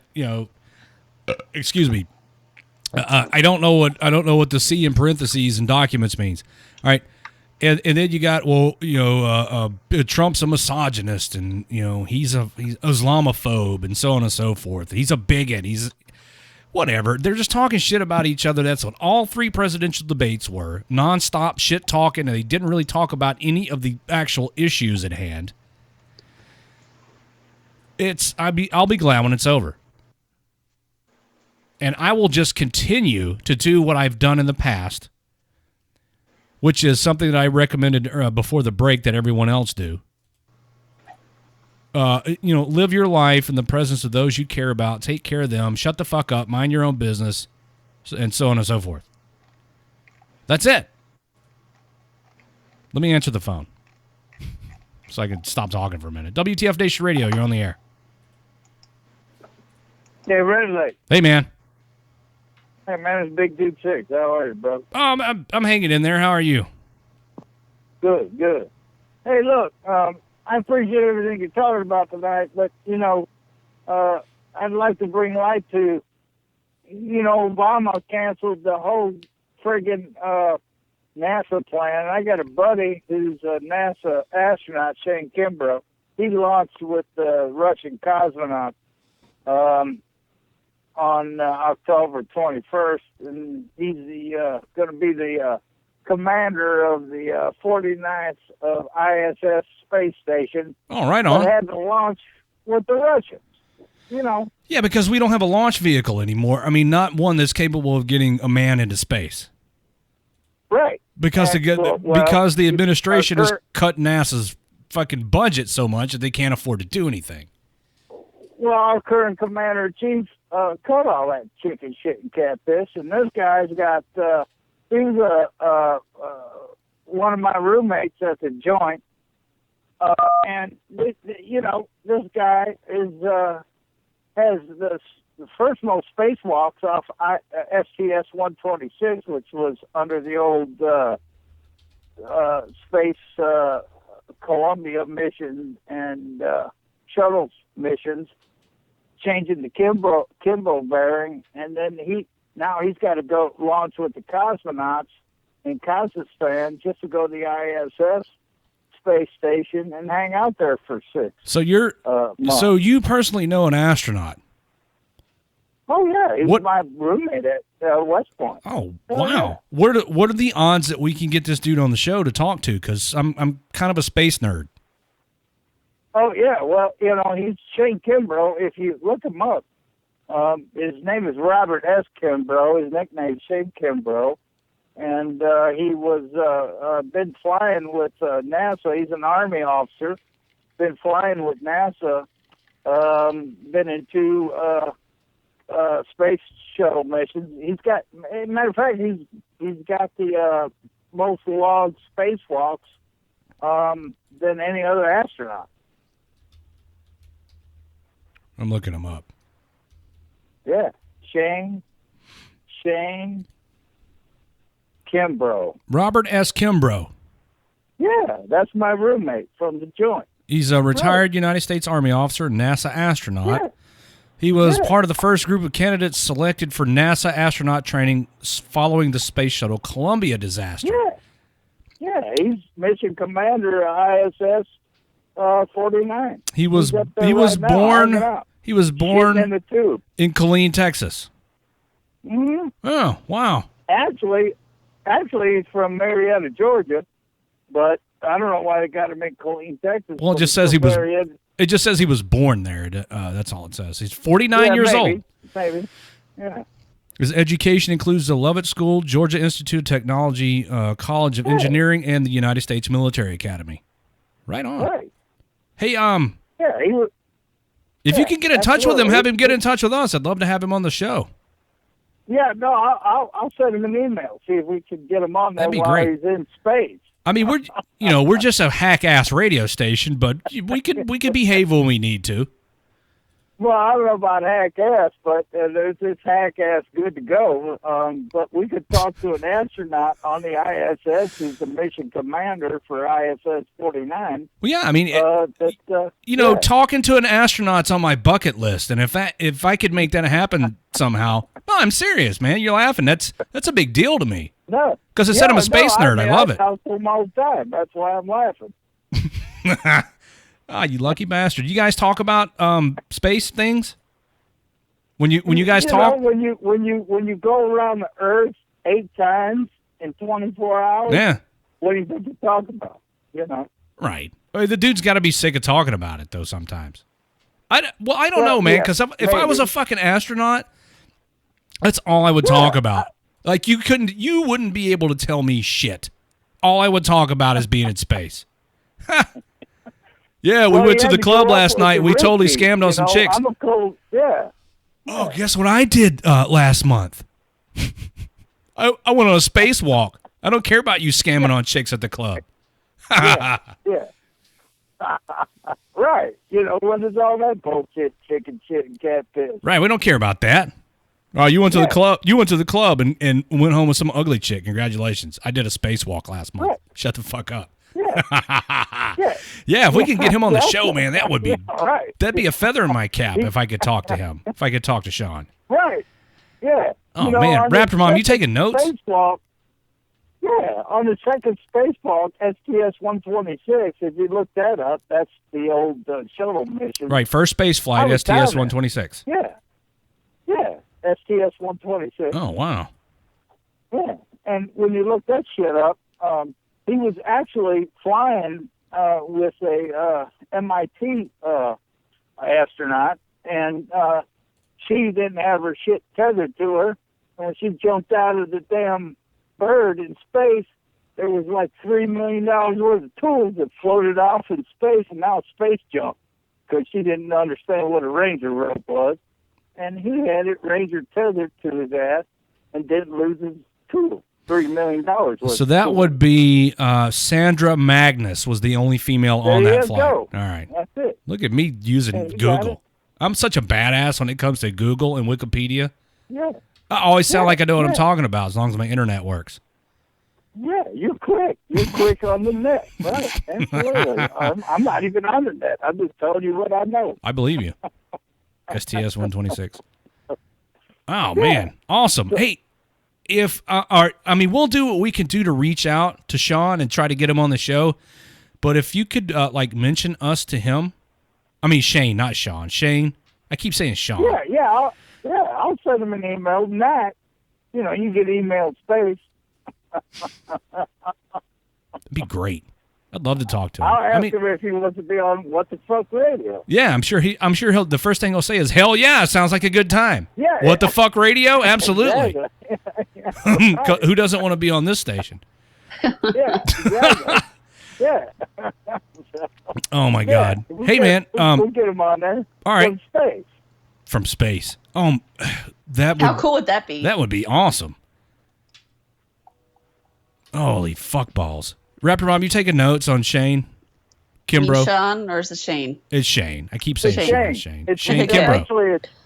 Actually, it's Robert S. Robert S. Kimbrough. But we all call him Shane. Age 49. That's the joint. Born June 4th, 1967. Yeah. He's a fucking astronaut. I also knew a box of dicks in space. Yeah, he was the captain of the West Point baseball team. You can send him up on one of SpaceX's rockets that keeps blowing up. Wish we would have gotten to him sooner so we could have sent him up there with a fucking sticker to plaster on the space station. Oh, that would be great. What a fucking accomplishment. Yeah, nice. Yeah. Oh my God. Hey man, I'm coming up on the middle of the show break that I have to do, this mandatory break thing that I got to do. If you could some kind of way at least put a bug in his ear that we would love to have him on the show, I would be forever in your debt. No, that's what we do, Redleg. Hey, this is Big Dude 6. We'll figure it out, and then we'll get him get on his Obama phone and sat phone and call down from space. Has he got an Obama phone up there? Yeah. Is that what you said? Yeah. They Fucking. did that shit Don't up think there. he only gets like 30 minutes a month on the Obama phone, right? Yeah. Tell him to text me. The fucking I know he's got limited Probably minutes. gets pretty fucking lonely up there. I'm sure he has a few minutes. Oh yeah. Well, they're doing. Yeah, well, they may be, but they're doing a bunch of experiments. They got 200 experiments going on in the ISS shuttle. So they're pretty busy, but I'm sure you could take some time to talk to Redleg. Dude, that would be like the crowning achievement of my radio career. To talk to somebody in space? I don't even care if he's in space. I talk to an astronaut. Yeah. Right. Like he could be at home in his lazy boy watching Game of Thrones and talk to me on the phone for a couple of minutes, and I'd be cool with that. Yeah.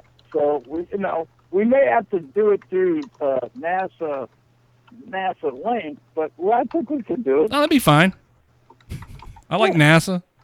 They're one of the few government agencies I don't hate. I don't like the TSA. I don't like the FBI. We're talking on Vincent's and shit. I mean, I think we could talk, up on satellite and talk to them. That'd be fine. That'd be awesome. Hey, man, let me take this break. Yeah. Hold on just a second, all right? I'm going to take a break, everybody. I got a few administrative things to do here, the least of which is not the least of which is getting another drink. And we still got half the show left to do. We'll take a break. It's going to last about 7 minutes. And when we come back, the second half of the Saturday free-for-all with unfortunately, your host, Redleg, this week. And we'll be back in a few minutes. The Facebook Live thing's going to restart, so just reload the page and stuff. Whatever. Don't go anywhere. This is WTF Nation Radio. Shit. I'm just over here pouring that warfighter, getting tipsy. This is another Anthrax Beats production. Check. 4 cups to the head, now I'm tipsy. Throwed like a frisbee, gone like a gypsy. Miss me, my J's always crispy. And this be my ass, and that's the place that they can kiss me. Deuce in the house like I'm grounded, pounding. I used to be lost in the sauce, but now I found it. Catch me at sound check, catch me on stage. All these rappers can't see me, they be on the wrong page. Catch me backstage, Red Bull and some vodka. Wait, it's Fanta, warfighter mantra. Guns like it's Contra, temper like Blanca. They wanna break me, but I'm tough like a Tonka. You Willy Wonka, but Charlie's the enemy. 5.56 natal round is the remedy. 1 shot, 1 kill is what they telling me. He served in Vietnam, but that was back in the 70s. Yeah, this is warfighter music. Pour another cup and feel free to abuse it. Yeah, that's that warfighter music. I swear if I hear anything else, I'ma lose it. It's that warfighter music.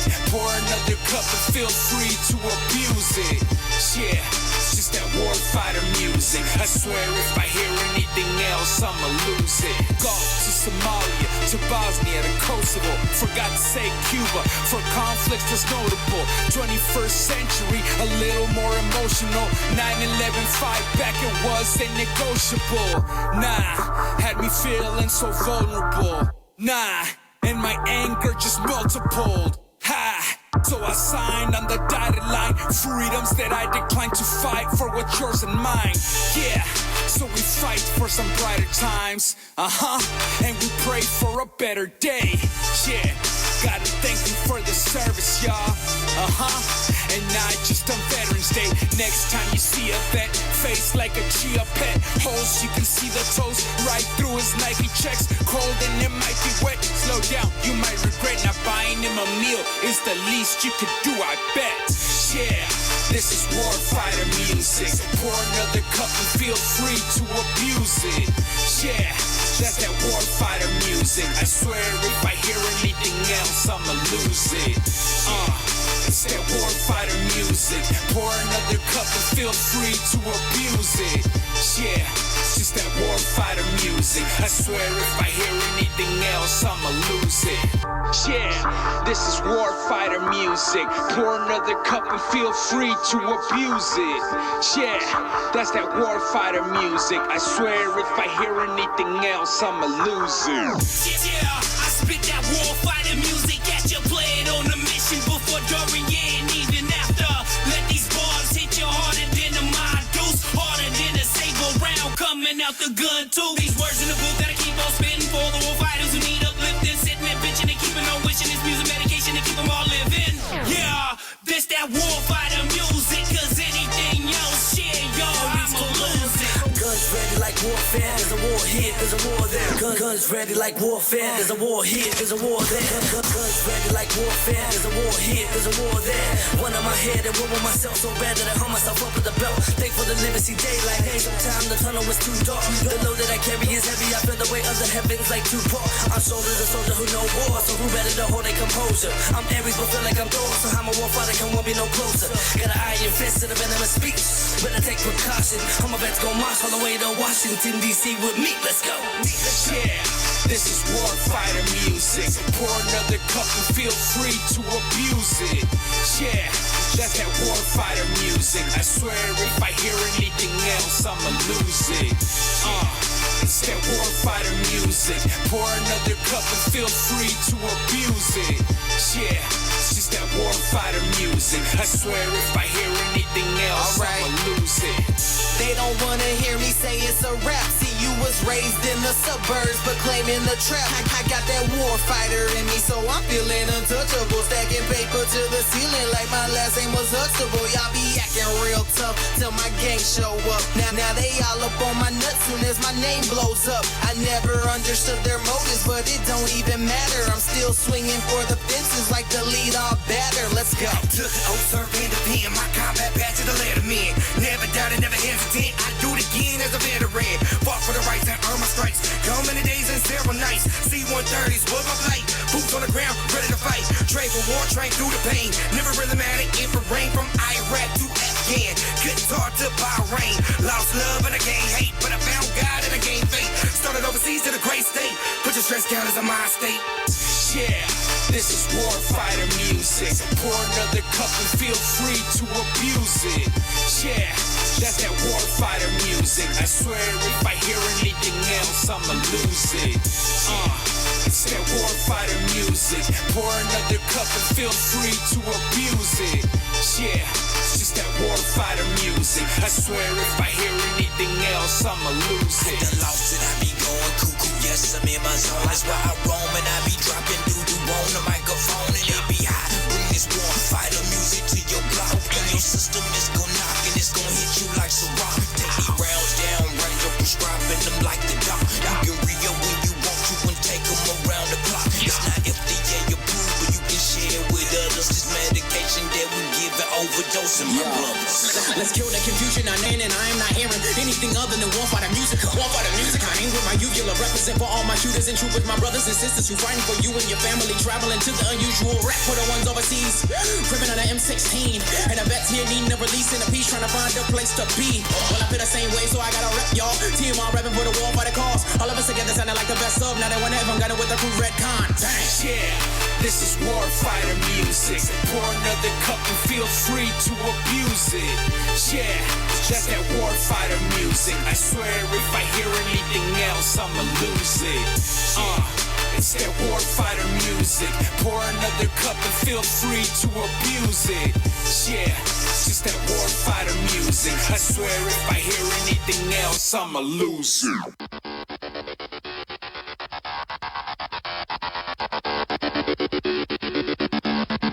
Hi, everybody. If you're just tuning in, welcome. You've tuned into the second half of the Saturday Free-for-All on WTF Nation Radio, and I'm your host, Redleg. Welcome to the Girls for Gunslingers community. we're simulcasting over there tonight because somebody gave me the keys and said I could. So I'm doing it. Welcome, everybody. What are you drinking? Is it whiskey and Coca-Cola? Because that's what I'm having. I'm drinking Bud Light. And Raptor Mom's drinking Bud Light, and Raptor 6, I think, is doing heroin, is what he said. Crocodile. Oh, crocodile. Oh, nice. Let us know how your skin feels afterwards. So, be all right. I figured that I would probably, in the second half of the show some of the video and pictures that we took while we were in Colorado for the Freedom On Festival and the poker run that was the day after the Freedom On Festival. So, let me back up. Thursday night, we went to the airport and picked up All That Remains. You ever heard of them? They're a band. They were the headlining act for the show, so we went and picked them up. And when we dropped them off at the airport, we ran into a few people who invited us to hang out, including Matt Best. You guys might know him. Eli Cuevas. What a good dude Eli is. He's a super nice guy. He does the Drunken Debrief, and you've probably seen Eli before in some internet videos. Also, Raptor Mom, make a note. Evan. Okay. Evan from Black Rifle Coffee. Can we get him on the show? Yeah, sure. Evan bought us all a round of Lead Slingers whiskey while we were at the little get together at the hotel. We had, what was it, whiskey sours? Yeah, whiskey sours made from Lead Slingers whiskey. Evan's he was really good too. super nice. Like he just fucking we're sitting at the table and some dude like a waiter shows up with a tray full of whiskey sours. He's like, here you go. I was like, well, who bought these? And he pointed at Evan from Black Rifle Coffee. So Raptor Mom will work her magic. Maybe we'll get Evan on the show. We also ran into Mindy Robinson. If you've seen Range 15, you've seen Mindy, who gets horribly executed. Spoiler alert, Mindy dies. Shot point blank with a pistol to the head. But Mindy was there, and she was nice enough to choke out Jay Reddy and shut his ass up. Oh, good. Yeah. Fuck Jay. We ran into Nick from Ranger Up. Ugh. Yeah, I know. I meant to ask him something. I meant to ask him a couple of things, and I didn't. Because we were having drinks. Matter of fact, in this picture, you can see all the whiskey sours sitting in front of us. That was all the empty glasses. That was collusion between Evan from Black Rifle Coffee and Nick from Ranger Up. Do you really want to open up this can of what you didn't do with shut us Nick up that you were supposed to? Hey, you don't know if I did it or not. I'm pretty sure you didn't. I'm just saying.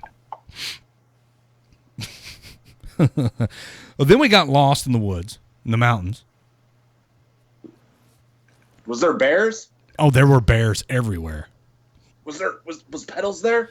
No, Pedals is dead. Oh, fuck. You know who we talked to at the we interviewed? Well, I didn't. I stood in the back and supervised. Bucky Lassick. Now, skateboard dude. Anybody that's in their 30s, I guess, mid to late 30s, and gives a damn about skateboarding and X Games and stuff knows who Bucky Lassick is. He's a legend in that community. And he was at the event, and we talked to him. Jay Reddy interviewed him. Jay Reddy was fanboying on Bucky. So I said, you know what, Jay Reddy, sit down in my seat and interview this guy live on the air. And he did. And Bucky's a class act.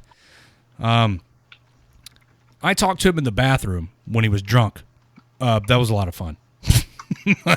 I'm just trying to imagine Jay Reddy on a skateboard. Well, I think Jay Reddy's fanboy of Bucky involves him playing something on a Nintendo or an Xbox. Oh. We also met up with Rachel Richardson, and we had her on the show before, and if that name sounds familiar, it's because she's the young lady who's she's a Gold Star wife. Her husband was killed in action. And she did a video and asked Matt Best to go to the Rockathon ball with her, and Matt agreed, and they went to the ball. And Rachel flew out to the Freedom On Festival, and as soon as she come into the door, made a beeline to us and said hello. So we all schmoozed and then posed for a picture. Rachel's friend Kaz, Pie, me, Rachel, and Raptor Mom out in the parking lot, and Doc Madness in the background. You can only see the top of his head in the picture, but that's Doc Madness from the Thursday night shows. Did you touch her boobs? Did I touch Rachel's boobs? Yeah. Absolutely not. Oh. Of course not. Was that inappropriate? Well, it would be inappropriate for someone who's happily married, as I am. Well, did somebody touch her boobs? I don't know. No. I didn't do like I a don't know. post-show interview with her. Somebody might have touched her boobs. I mean, technically, I guess technically when I hugged her, her boobs touched me. So Well, then if that's the case, then we all touched her boobs. Everybody When we touched hugged her. Rachel's Like, boobs. My boobs touched her boobs. yeah. Did they feel real? Raptor 6, your line of questioning is confusing me. Oh. I didn't know that Rachel's boobs were going to come into play so prominently in tonight's show.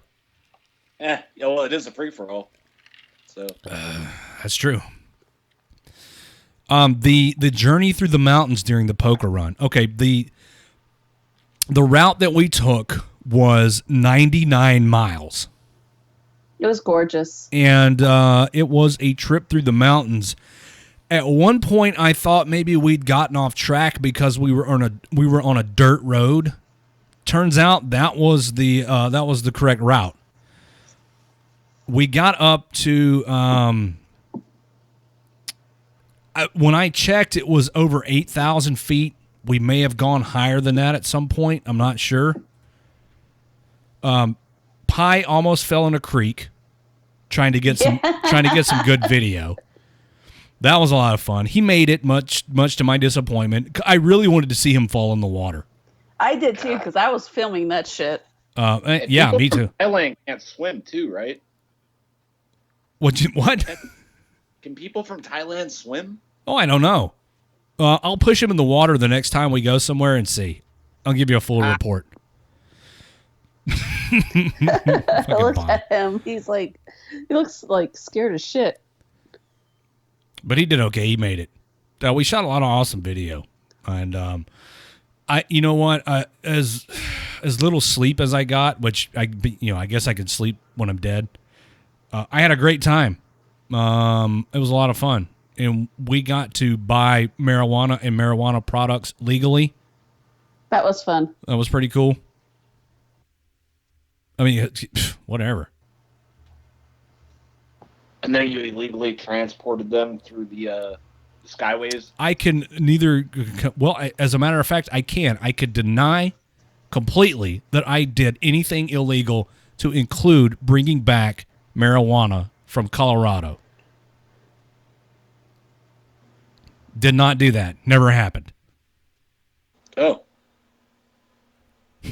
That you would accuse me of doing something like that, Raptor 6. Well, FBI, if you're listening, I think he's lying. Well, what difference does it make? Well, I challenge you, FBI, to come to my home and find any evidence that I brought back anything illegally from Colorado. Hello, Gene. Did I say your name right? Jeanne? Is it Jean Renee? Hi. It's a stupid name. It could be, depending, maybe. What about Janae? I mean, I guess I don't know. Listen, it's just words that Joe finally figured out what I was talking about. I think.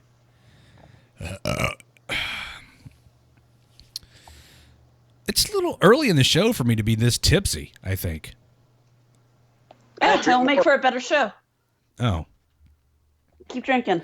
Like I would like to just sit back and let people on the phone do the show, but nobody's on the phone.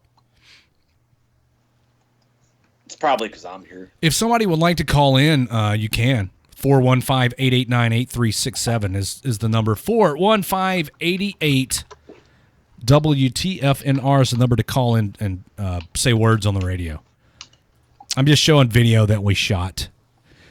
If you're watching on Facebook Live, you're seeing video. If you're in our live chat at WTFNationRadio.com, you're just seeing the usual stuff. Hey, Mrs. Redleg, are people looking at your camera? I am. Mrs. Redleg doesn't hear me. Hey, Raptor 6, you want to talk to Stankus? I'll put him on. No. Hey, Stanky, what's up? Oh, too late, Raptor 6. You weren't quick enough on the trigger. Fuck. Well, somebody put out a call for assistance, so here I am. Well, but Raptor 6 said he didn't want to talk to you, but by the time he said no, I'd already answered your call. Oh, I hate that for him. Why aren't you in the It's going to be okay? Well, it's actually an interesting story. So I'm taking a whiz. I'm looking at my phone, and I push a button on my phone there to get the fucking screen cleared, and I got a pop-up from Facebook, and I clicked it, and all of a sudden it connected me, and there's Redlegs, and has splendor and glory. And then what was he doing? He's saying, hey, man, we need folks to call. Well, shit, I can't resist. I'll log in a minute, 6. Nobody wants to talk to you, Stanky? Well, I don't think that's the way Yeah, I no. said it, but, I mean, you interpret it however you'd like. That I don't have to talk, all right. I'm not entirely upset about that. I'd rather hear from D-Max. Oh, D-Max is supposed to call and sing Badger happy birthday. Where is it? Oh, shit. Yeah, why hasn't he done that yet? What's up, Vince? Hey, what's up, family? Christ. You got the fucking perfect storm of idiots.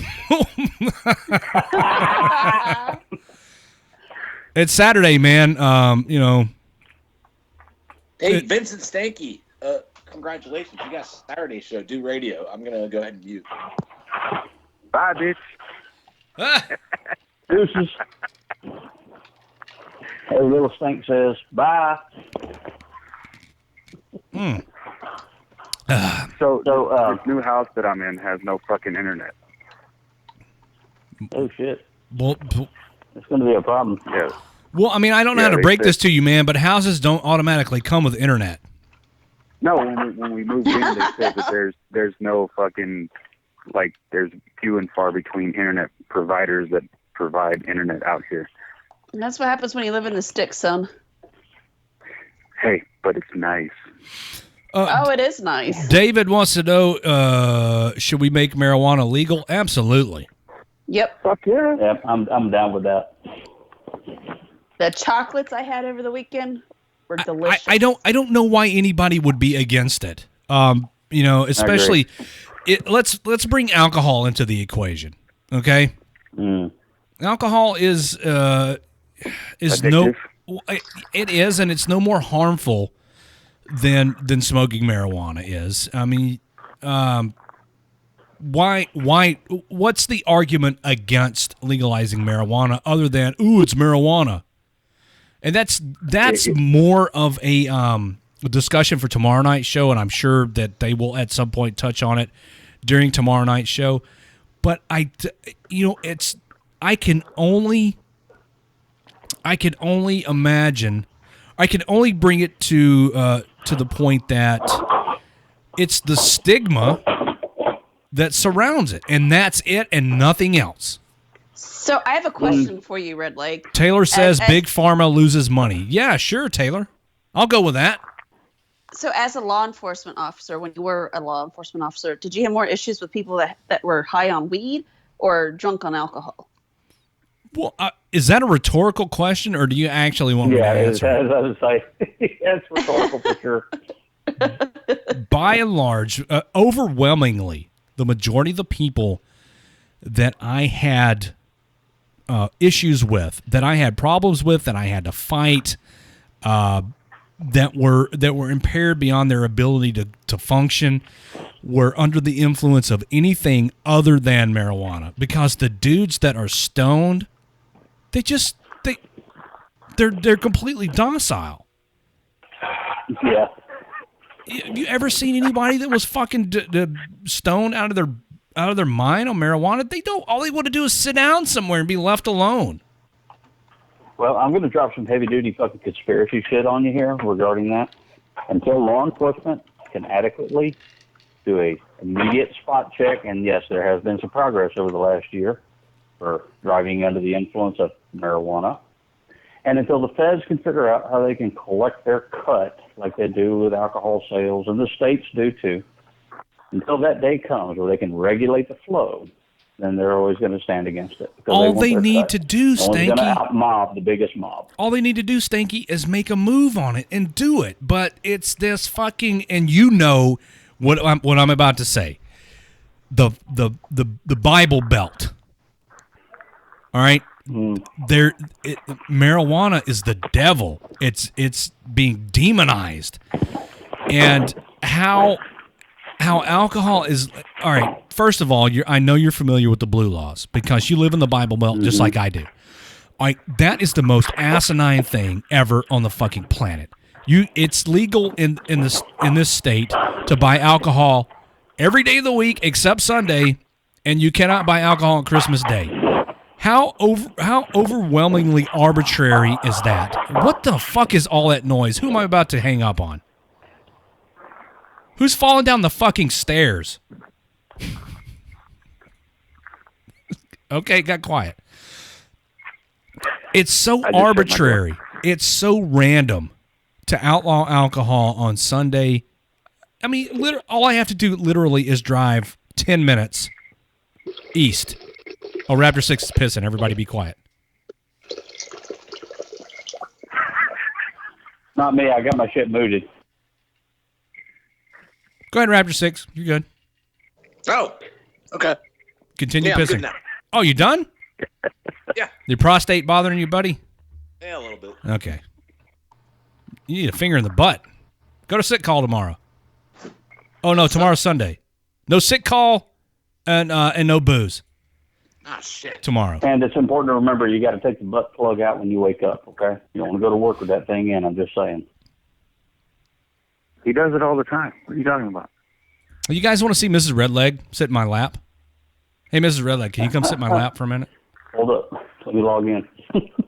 No, I'm gonna do it on Facebook for the Girls for Gunslingers crowd because Mrs. Redleg's pretty hot. Come on over here, babe. She's listening. Did you know while you were in Colorado, I stopped in the greater Memphis area? I doubt that very seriously. All right, here comes Mrs. Redleg. So you guys can talk, and Mrs. Redleg's going to sit in my lap for a minute. I'm going to move my microphone. Go ahead, talk. Host a show, Stanky. Come on, Stanky. You're fucking failing. Let's go, Snakey. Where is he? He muted his mic. Why am I suddenly carrying the weight of the world on my shoulders? You called? You called in. Huh? Yeah, You I and called Vince in. now have the show. Did you just not miss Oh, that? really? Wait. Really? We want to poke that bear. Is that right? We're going to do this. Okay, I got it. Yeah, I know. I see how it is. See, I'm trying to be good. I'm trying to be on my P's and Q's. I don't want to hurt anybody's feelings. You know, they're delicate flower-like tea feelings. I'd be a culprit the other night. Holy crap. Bitch, humiliating. Yeah. That's in the big city. But anyway, now suddenly it's all on me. I got it. Well, it's always been on you. Well, come You on. sound like a disgruntled employee. Host the show, dude. You want Right. to? You could talk to Mrs. Redleg. No, hang on. Now, so check it out. Check it out, Redleg. All right, so here's the deal. Okay, so it's a couple of guys. They're standing around, right? Mm-hmm. University of Tennessee graduate, right? Ole Miss graduate, Mississippi State graduate. You know, these are all alma maters I'm sure you could appreciate, right? You know, their fucking teams all fucking blow, all right? So they're sitting around saying, well, shit, we got nothing to do with our fucking lives. You know what? I'm going to put my shit in for the fucking Guinness Book of World Records. This is a Mississippi State guy. He says, you know, I got pretty fucking big arms, you know. So I'm going to submit my fucking measurements and go in the fucking Guinness Book of World Records. The University of Tennessee guy says, hey, I got a broad fucking chest, you know. I think I'm going to do the same shit. And the Ole Miss guy said, well, you know, I got a real little dick. So, hey, I'll put that in. And so anyway, about 6 weeks later, they get the fucking results back in the mail on a new copy of the new fucking Guinness Book of World Records. And so fucking Mississippi State guy's coming through it and said, all right, man, I'm going to see if I got the biggest arm. And sure shit, there he is, boom.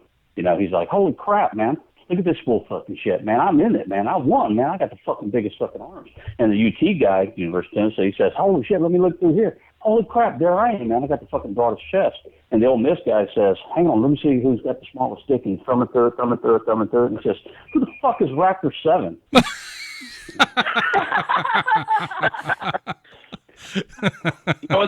I don't appreciate you maligning my associates. I think you do, Raptor 6. You thought it was funny. No, I don't appreciate that shit. Where the fuck are you? IT band. Good. You thought it was Why, funny. you want to buy me a beer? You want to buy me a beer, don't you? I know it. Just don't buy me that faggoty ass Red Apple Ale. Oh, shit, damn it. Sorry, Red. Hey, Mrs. Redleg, what are you drinking? Redleg drinks that sort of faggot shit. No. Mrs. Hold on. Mrs. Redleg, what are you drinking? It's a girl drink. We're totally cool. What are you with that. What are you That's drinking, totally Mrs. okay. Redleg? Say it My again. wife likes them too. Red's apple ale. Mrs. Redleg's drinking Red's Apple Ale. Oh, she just touched my penis, too. Did you do that intentionally, or was that an accident? No. You didn't intentionally grab my penis. No. I don't believe it. Sounds like somebody's talking to a potato right now. Oh, yeah, we know we're talking to a potato, and that's you, Stinky. That's the vodka. See, it's refined at this point, you know? Clear. Yeah, she did it. She did it on purpose.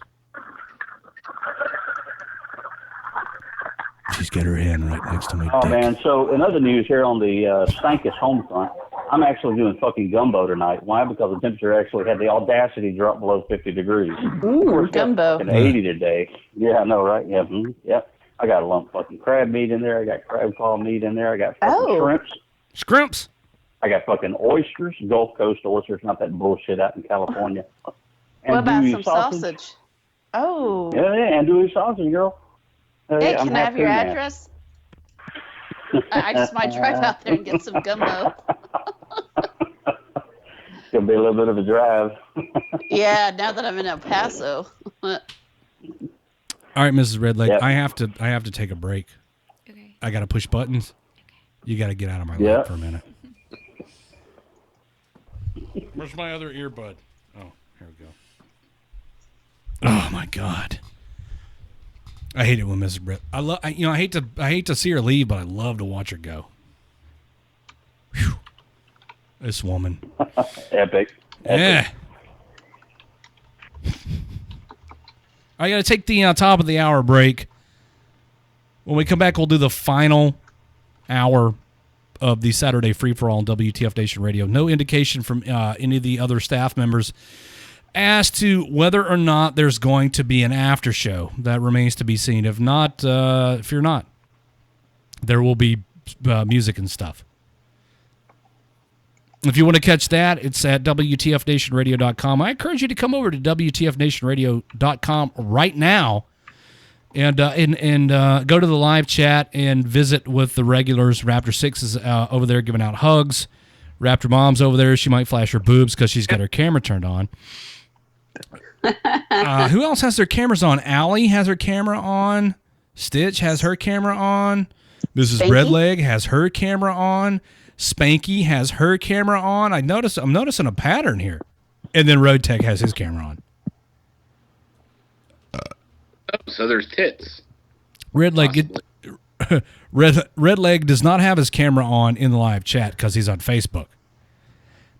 So, I mean, you can look at my stupid face anytime, but some of the others, not so much. Go over there and check them out. We'll take this break. When we come back, we'll do more things and stuff because that's what the Saturday free for all is all about. Things and stuff. Don't go anywhere. I'll be back in about 9 minutes. WTF Nation Radio. Fuck yourself. I mean, that's cool, but that's not the cue that I was looking for.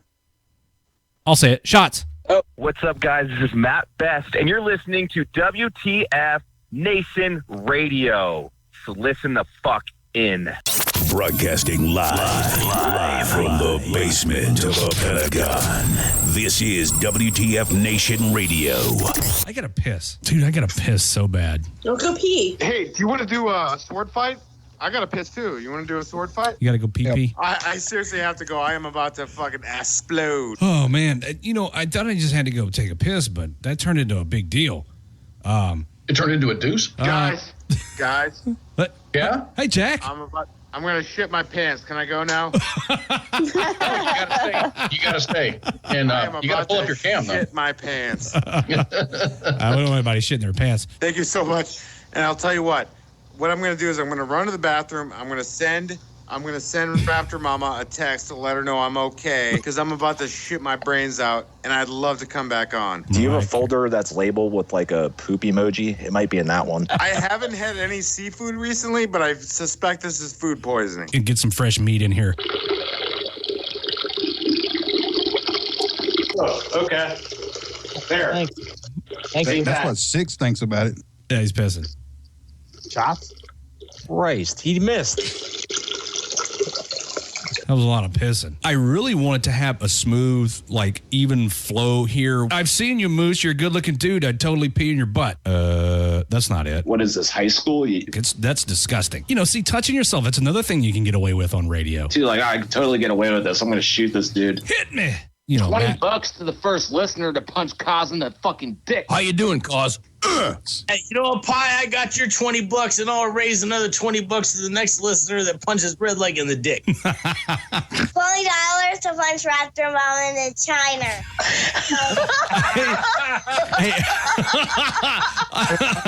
Oh, fucking shit. Do you secretly hate me?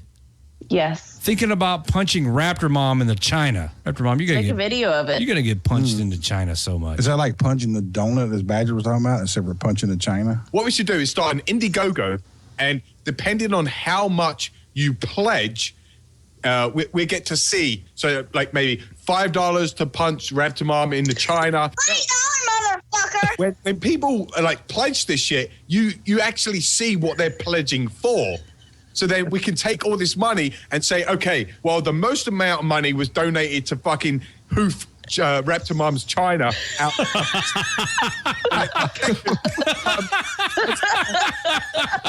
Punt Raptor Mom in the pudding hole. Oh my God, I miss you guys. Boom, beep, beep, boom. I heard every bit of that, so let it be written, so let it be done. The next motherfucker that starts acting up is going to get kicked in the China. I'm just saying. All the way from Philly. All the way from Philly. How would you like it if I walked around the apartment in Denver completely naked the whole time? And kick you in the China every time I saw you. I'm going to make that a rule. Raptor Mom, you and I are going to have a come to Jesus meeting after the show. I don't like your attitude. Okay. I'm going to kick you right in the China. Is it like 2 kicks, or is this like the enhancement? Oh, no, just toe. It's going to be a toe kick. Is it going to go in the China or That's just what I'm on the hoping China? for. Oh, no, that's what I'm hoping for. I'm not looking for a shin kick. I'm hoping for a toe kick that inserts in the China. Dude, that would be way more fun for me to watch than for you to actually do. I don't know about that, brother. Toe jam. Might be a lot of fun for me. You're right.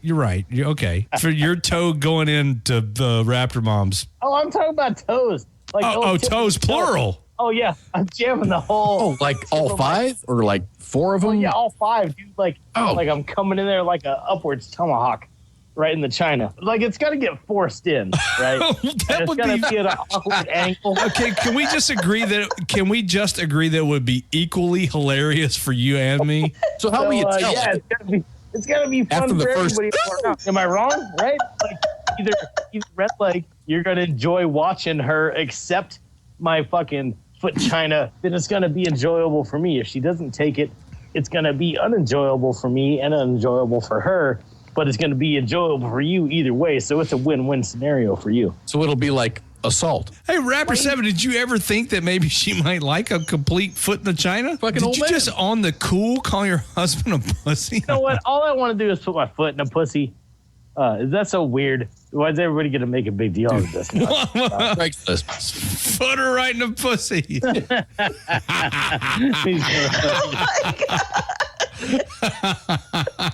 You tore it up tonight, bro. That was good. You had Matt Besties. He's cute. We talked about Nick Parmigiano. He's a faggot. And some Jenna chick. I mean, she was supposed to be a model for Banana. Jenna. Mrs. Redleg really doesn't like her. She was a cunt. You know what? I really don't like Matt Best's friend either. You and Mr. Redleg are both faggots. I never knew. I didn't know they made Uggs in your size. I got them at a swap meet. Oh, you got a deal on them then. How big are your tits? 8.5 How big are my tits? Correct. Yes. Oh, wow. Why don't you get back across the border, motherfucker? Oh, okay. Thank you. I was born in Texas. Thank you, motherfucker. Yeah. No, it doesn't. Sure it does. No, she's wrong. Like, we're supposed to stick together. Well, you just said you were. Hey, I too have BAH. How about some dual BAH? What's up? How do you feel about Eiffel Towers? I'm a little too old for a little Eiffel Tower now. You mean a little too conservative? Elizabeth's a pretty shitty Mexican name. Are you like whitewashed? Well, inbred Jed, he's trying to fucking have a spelling contest over here. Motherfucker. Don't disrespect us by calling us while you're sober. What the fuck kind of shit is that? So you need to make sure that you're drunk no matter when it is, to make sure that the quality of the call is as high as it is right now, to make sure that we have as much fun with the call as we have tonight. Got it? Okay, I will work on being drunk every night. I said make us tamales. Tamales? Oh, no, bitch. I'm not making you tamales. What? Go make us some tamales. We want tamales. Tacos. I want some churros. You want some churros? You need to go to the street corner, the vendor, and ask him for that. Is that where we can find you? No, you ain't gonna find me on a street corner, honey. You need to call. No, she said she works on a stage, not a corner. Well, stage name, street name. Hey, she's drunk. She gets them confused. I'll take pleasure in offending you, girl. Oh, there's a lot of b-hole in here. There's a lot of b-hole. Look at this, dude. Look at that balloon knot. This for you. The doctor, she's kind of alluding to a finger in the butt on the next visit. I'm really looking forward to it. I likes it in the butt. Jesus Christ. What the fuck did you just say? I don't know. Maybe I'm like 30% gay. I bet you give a great blowjob. I wouldn't want to put a bunch of bacteria in my pee hole. Oh, shit. Some of that Nigerian prince rubbed off on those dudes while they were there. I couldn't even get a finger in the butt. Sensational finger in the butt. How is that possible? And you sit your ass on it. Supply the lube. I'm just going to get naked. If you're on the receiving end of that shit, yeah, it's kind of a big deal. And then instantly everybody knows who I am. Okay, that makes sense. Okay, so Badger, have you gotten a punch of the donut? And I don't lie to me. Whoa, what does that mean? Like take it up the shitter? Yeah. There's been a number of them that done naughty things recently. That make my wee wee hard. Faggot? Yeah, I do. I jack off a lot, so that's totally fine. Got him. Holy moly. Okay. Crappy ass, craptastic. Oh my God, it's so hot back here. I'm going to take a break. I'm sensitive and I can't take the heat. Really? That is the fucking lamest statement I've heard come out of your mouth. Go fuck yourself. It sounds stupid and fuck you. None of you motherfuckers know what you're talking about. Maybe we'll do drugs. Who knows? You ever read Edgar Allan Poe while you were getting wet? He got weed. You know what? Raptor Mom has been on this drug binge lately. She's fucking smoking trees like crazy over there, dude, and feeding her kids marijuana, Rice Krispie treats, and like, yeah. Oh fuck, this one had I gotta go to. God damn it, Jay Ready. I have kids, so yeah. Oh, come on. Life is like a hurricane here in Duckburg. Race cars, lasers, airplanes. It's a duck blur. Might solve a mystery or rewrite history. Tales. Sing it, Jack. Making DuckTales.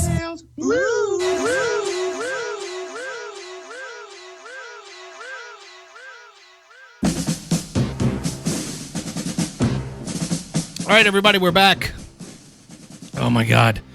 Third and final hour of the Saturday free-for-all on WTF Nation Radio. How's it going? I'm your host, Redleg. Wendy says, where's Pie? Redleg isn't doing that well tonight. What the fuck, Wendy?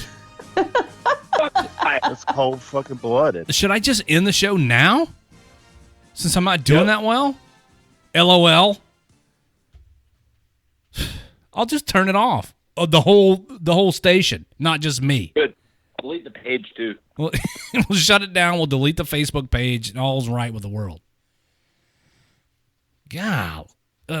So hi everybody. Welcome to the Saturday Free For All. Hello to our friends over at Girls for Gunslingers. Somebody left the door unlocked, and I came in and started broadcasting over there as well. Those of you who are unfamiliar with Girls for Gunslingers, if you like girls and guns, well, just go like their page. Who doesn't like girls? Okay, see, everybody likes girls. And who doesn't like guns? If you don't like guns, fuck off. I think it's unanimous. Everybody likes girls. Everybody likes guns. Go over there and check out Girls for Gunslingers. We met, those of us who went to Colorado met Danny and 6 Jane, and they're both sweethearts. Super hot. Darlings. And super hot. And very easy on the eyes. Danny's kind of an enigma. She's really cool. Not a lot of people have seen her. They don't know who she is. I had the pleasure of meeting Danny. She's awesome. Of course, you know 6 Jane is 6 Jane, right? She's very outspoken and awesome. She put her stickers on our stickers on her breasticles. Yeah, we gave 6 Jane 2 WTF Nation radio stickers, and she put one on each boob, which was a lot of fun for me. I hope we got a picture of that. We did. We took Porn Star's here from Girls for Gunslingers. You guys know Porn Star? Yeah, I got to touch his beard, and he touched mine. That was a bonding moment for the two of you, wasn't it? Oh. Yeah, it was really nice. While I ate a slice of pizza, he touched me. He's a really good down to earth dude, and I really appreciate everything that he did for the poker run. That was great. Mrs. Redleg, what are you doing? She's got the show going in a different room, and I can kind of hear it. It's kind of fucking with my head. That and the alcohol and the THC, that's all fucking with my head. Those shitty ass gummies. Ugh. Mr. Redleg ate one of your gummies. It was shit, wasn't it? I mean, you gotta put that qualifier out there. Oh, yeah.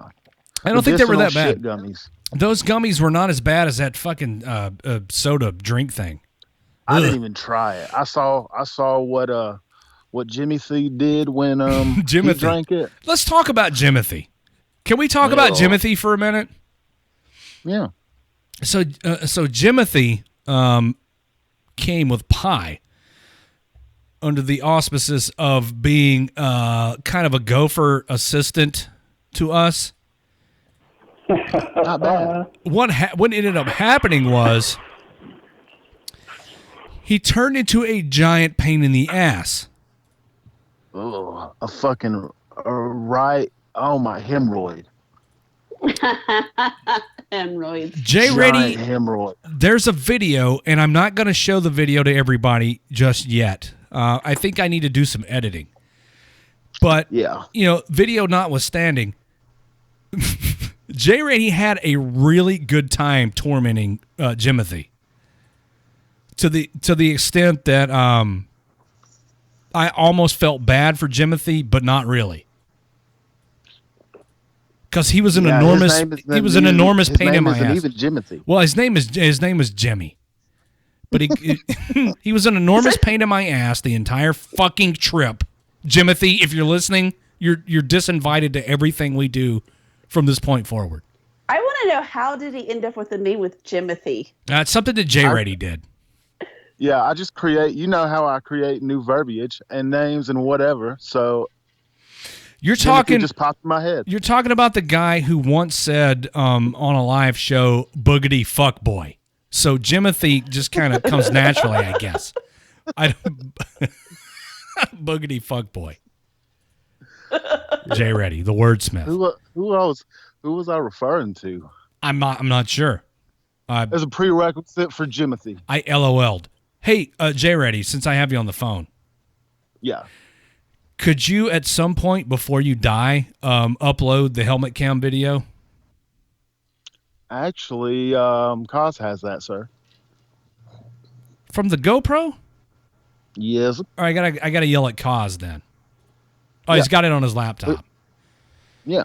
We had to delete the we had to transfer the video file so we could have room for the Freedom On Festival and that bitch doing the robot to Metallica that I will never forget.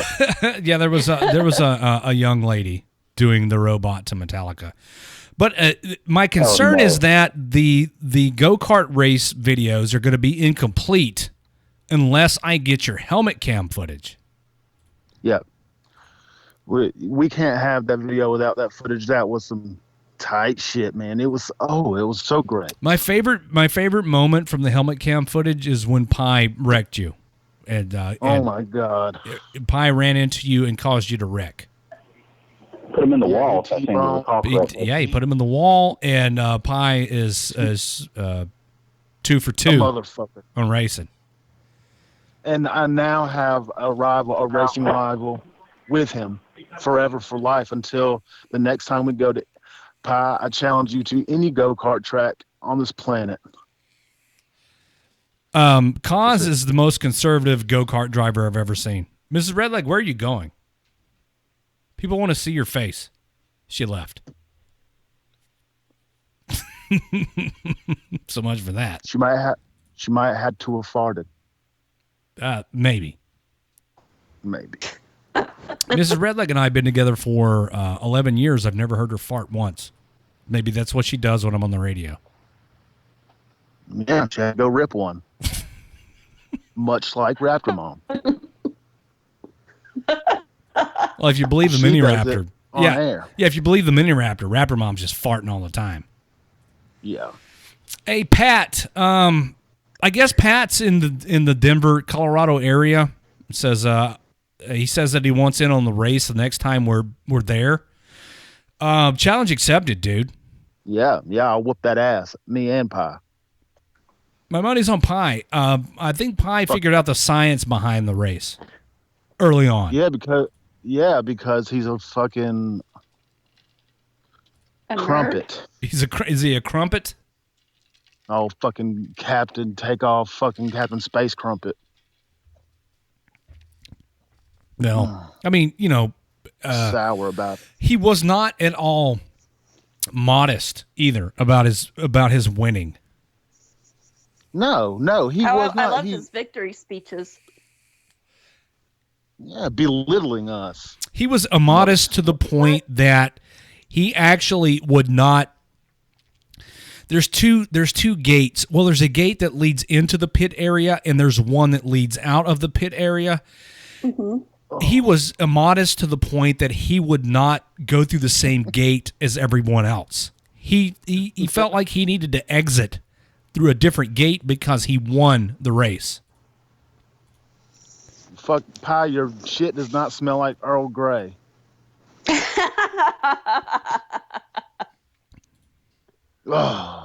He did win though. He's fast. I'll give him that. He's really fucking fast. He didn't just win by a little bit. In both races, he was a lot. Yeah, he was 2 laps ahead of Kaz. We need to talk. We need to counsel Kaz about his driving.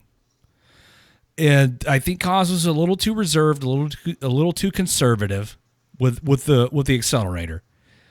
I think Kaz is a little too straight-laced and plays by the rules a little too much.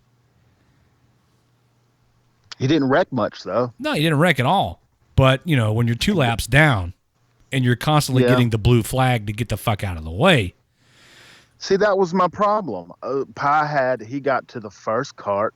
He had all the time in the world to get out and get clear from everybody, and he's a good driver. And I had to battle the whole field to get to him to second. To second place. Okay, so let's say EJ, because EJ says, well, maybe he had the faster car. Well, I mean, I could believe that, EJ, if he had only won by a large margin in one race. He had a commanding lead in both races, and he was in a different car each time. Granted, I'll grant you that he started in the pole position, but You start the first lap under caution, and Jimothy, Jay Reddy, you want to describe what happened with Jimothy under the yellow flag on the first lap? He shot the shit and he wanted to fucking win the race instantly, and he gassed it and tried to pass everybody up on the caution, bastard. So the rule is you start the first lap under caution, and you're not, of course, under caution you're not allowed to pass, but Jimothy shoots up to the front, I guess, third of the field each time, jumping the gun, and still ends up losing. I don't think it had anything to do with the car. I think it was all came down to driving ability, and Pi for some reason. It really was. His line was perfect. Adam is talking about AT&T buying out Time Warner. Yeah, it's another fucking. I had that story up, but I didn't want to talk about it on Saturday. Let's wait for Monday. $85.4 billion deal. What could you do with that kind of money? Oh man, I'd buy a go-kart track for sure. You could buy Make Time it the biggest Warner, and baddest one ever. Time Warner Communications is what you could do with that kind of money. What kind of radio station would this be? Let's see, Sirius XM satellite radio, maybe. We'd own the whole fucking thing. I'm constantly amazed at the number of people who ask us what station, what channel we're on Sirius XM satellite radio. We're not. That would be so fucking epic. One day. We get asked that a lot, right, Raptor Mom? Yeah, we do. Like, not just Sirius. We get asked about iHeartRadio, and I'm just like, the FCC would shut us the fuck down. Well, I mean, we could do iHeartRadio online. Yes. Oh, okay. Yeah, because the FCC doesn't regulate, this kind of shit online. Maybe one day, guys. WTF Nation Radio has humble beginnings, and hard work. Poopy Butts wants to know what the fifth genital odor is. Fifth genital odor? The fifth genital odor. Okay, so for the uninitiated, there is a page, and I love this. I absolutely love this page. The Untied Status Marin Crops, which is a goof page on the United States Marine Corps. Maybe it's just me. I am fucking like nuts about this page. I love that page, and everything that they do over there is hilarious. I would one day like to maybe get somebody from that page on the show, but they're like super secretive. About their tactics? Yeah, about their tactics.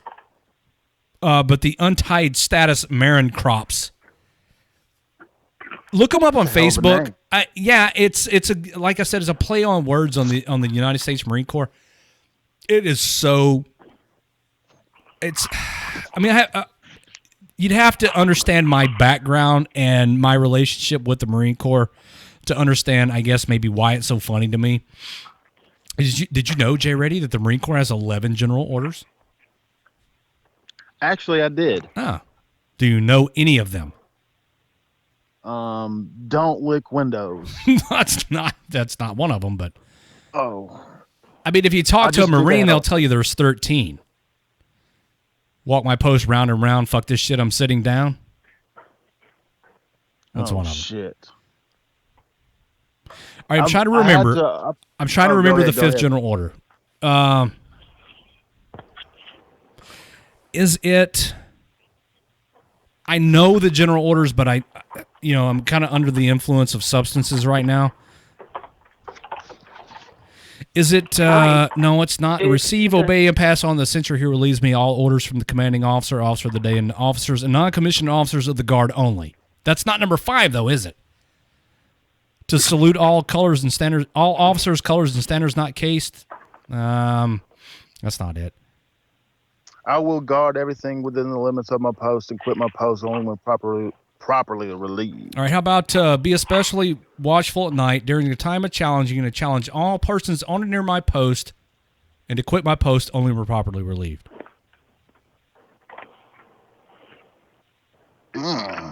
Yeah, they got 11. The Army, 3. Because, Army. I don't know the Army's general orders. I know all 11 Marine Corps general orders. And I was in the Army. Did you secretly want to be a Marin? Okay, so I was in JROTC for 4 years. Go figure. Gay. The first 3 years of which were in a Marine Corps JROTC unit. So I got indoctrinated that way. I know like Marine Corps stuff. 10 November 1775, Tone Tavern, Pennsylvania. You know how to breathe when you're getting it up the anus. Relax. I know who Chesty Puller is. Things like that. Marines do some tight shit. They got some cool toys. Cheesy Polar. I saw a Lance Corporal one time in AIT at Fort Sill. They were I think they are. I don't know how their MOS work, but 13 Bravo, they're Bang Bangs, and this I guess it was a private. His rank wasn't subdued, and this Lance Corporal slapped the motherfucking life out of this guy, and it shocked the shit out of me. Yeah, they're kind of hands-on in the Marine Corps. You know what? I got nothing but love for all the branches of the service, well, except maybe for the Coast Guard, because they're not technically. Raptor 6. Raptor 6. It's like Beetlejuice. You got to say his name. Raptor 6. Hey. Oh, there he is. 3 times. Yeah. Is the Coast Guard a branch of the military or nah? No, they're Department of Homeland Department of Homeland Security. So why do we keep playing nice with those dudes? Why do they what? Why do we keep playing nice with the Coast Guard? I don't know. They like do shit. I don't know. All right, so Coast Guard and Air Force, fuck off. I mean, I'm sorry. That's just how I feel about it. That's just fuck the Air Force. That's just how I feel about it, dude. My whole family's. Hold up, man. Hold up. Have any of you guys seen a B-52? I mean, seriously. Have I seen one? Yeah, I've seen them. Right. I'm not trying to take away from the fact that they got some cool equipment, but they're snooty little shits that fucking have a finger up their butthole all the time, and like they eat monster in Iraq. No, I would have that's true. Guard if they let me. I totally would. Let me tell you this shit. I was fucking in 2011. I was fucking sitting in fucking Spiker, and the fucking Zoomies had the shittiest fucking LSA on post. I loved it. All right, now Pat, I'll give you that the PJs are bad motherfuckers, and they are. Yeah, they are. Yeah, those dudes are shit hot, and I guess maybe the fucking combat controllers. But all these motherfuckers deploy with the ODA unit. Doesn't the fucking Air Force have an MOS that's like groundskeeping? Is that an actual MOS job in the Air Force to like mow grass and trim hedges? We stopped at Balad one time, and I met this group it was an Air Force group, and they had a Humvee and a bunch of BB guns, and their job was to go shoot pigeons all day long. Because pigeons, or because they're like interfering, because they might get ingested into an engine on an aircraft. No, B-52.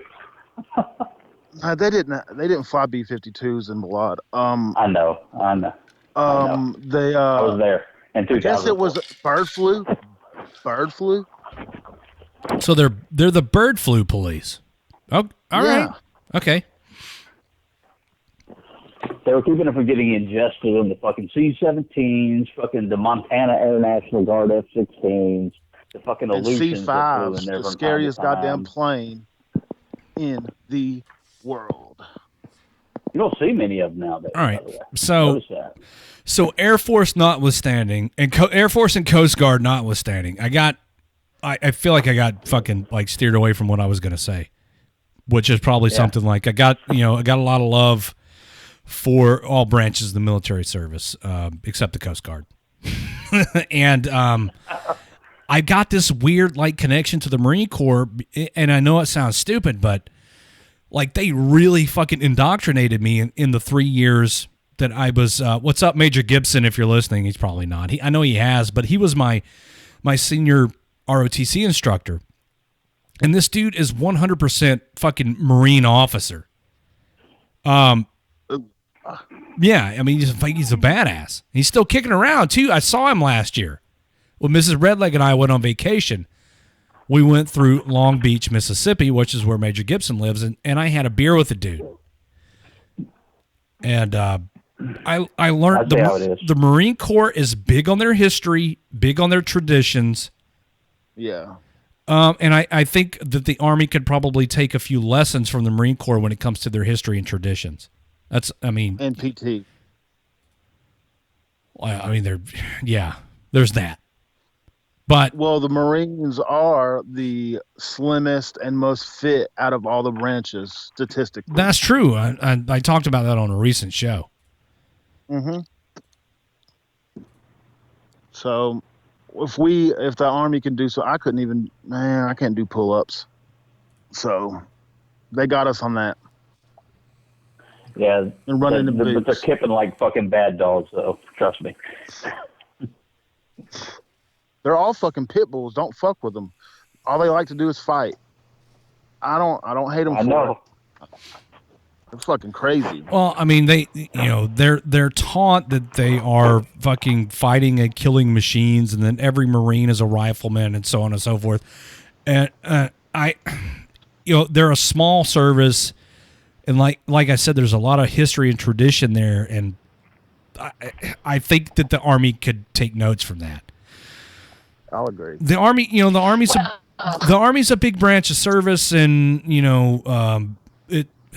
I guess every branch has their mission that they, and their role that they serve.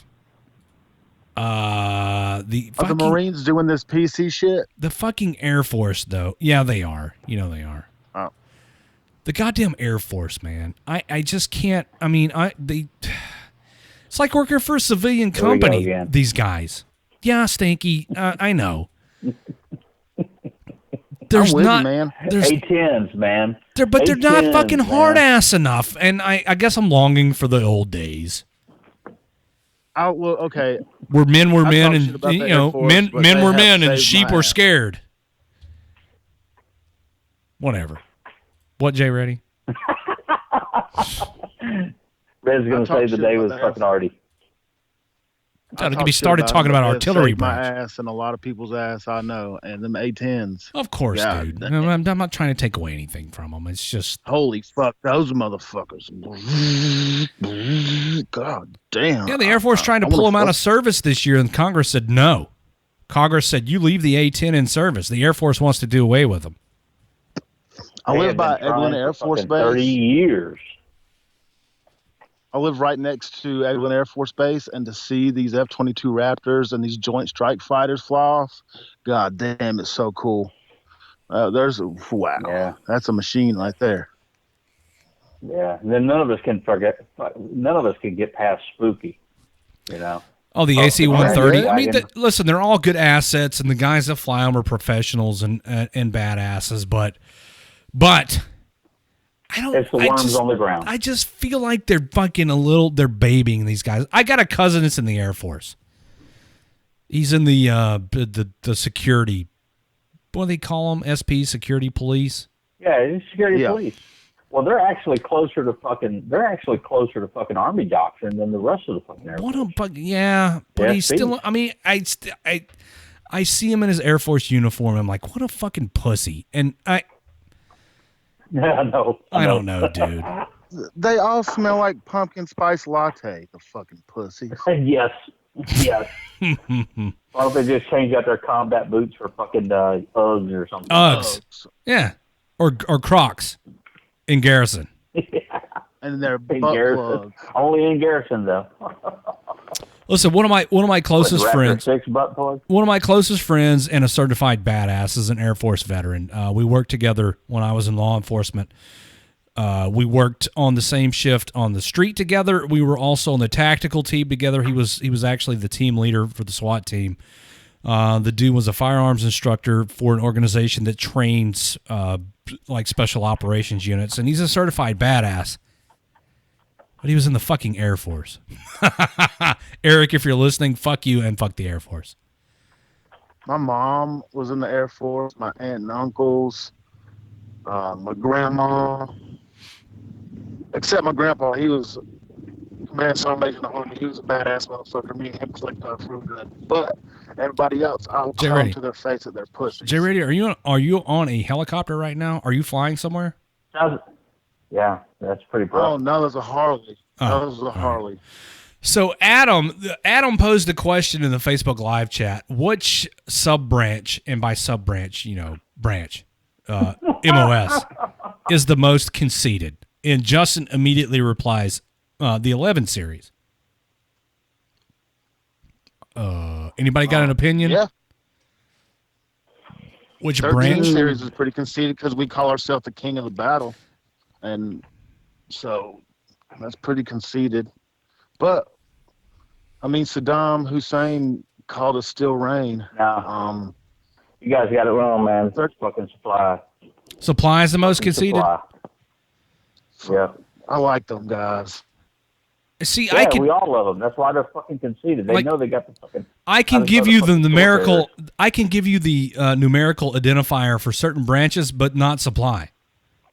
Like I know 11, 11, 12, 92, 13, 14, 18. Isn't it 92 something? Is that I guess I don't have 92 no golf? Are those Cooks? Google search Ordnance. initiate.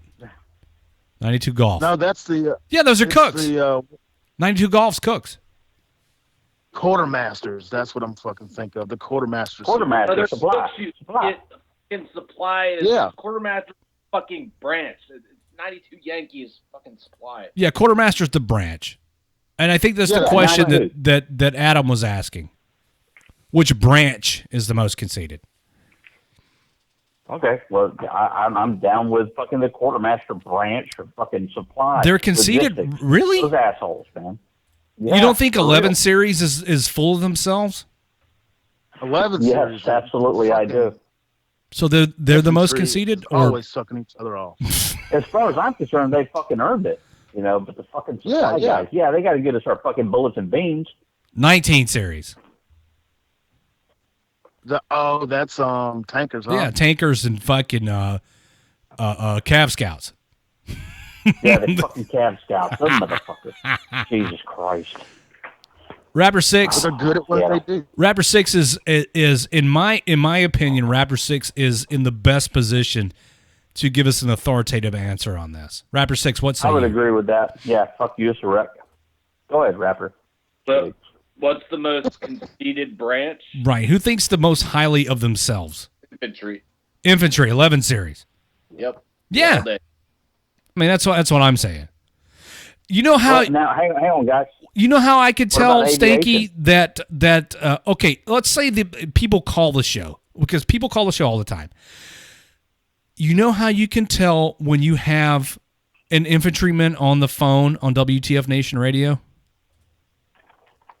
Because he'll tell you. It's the first fucking thing out of his mouth. Yeah. That's how you can tell.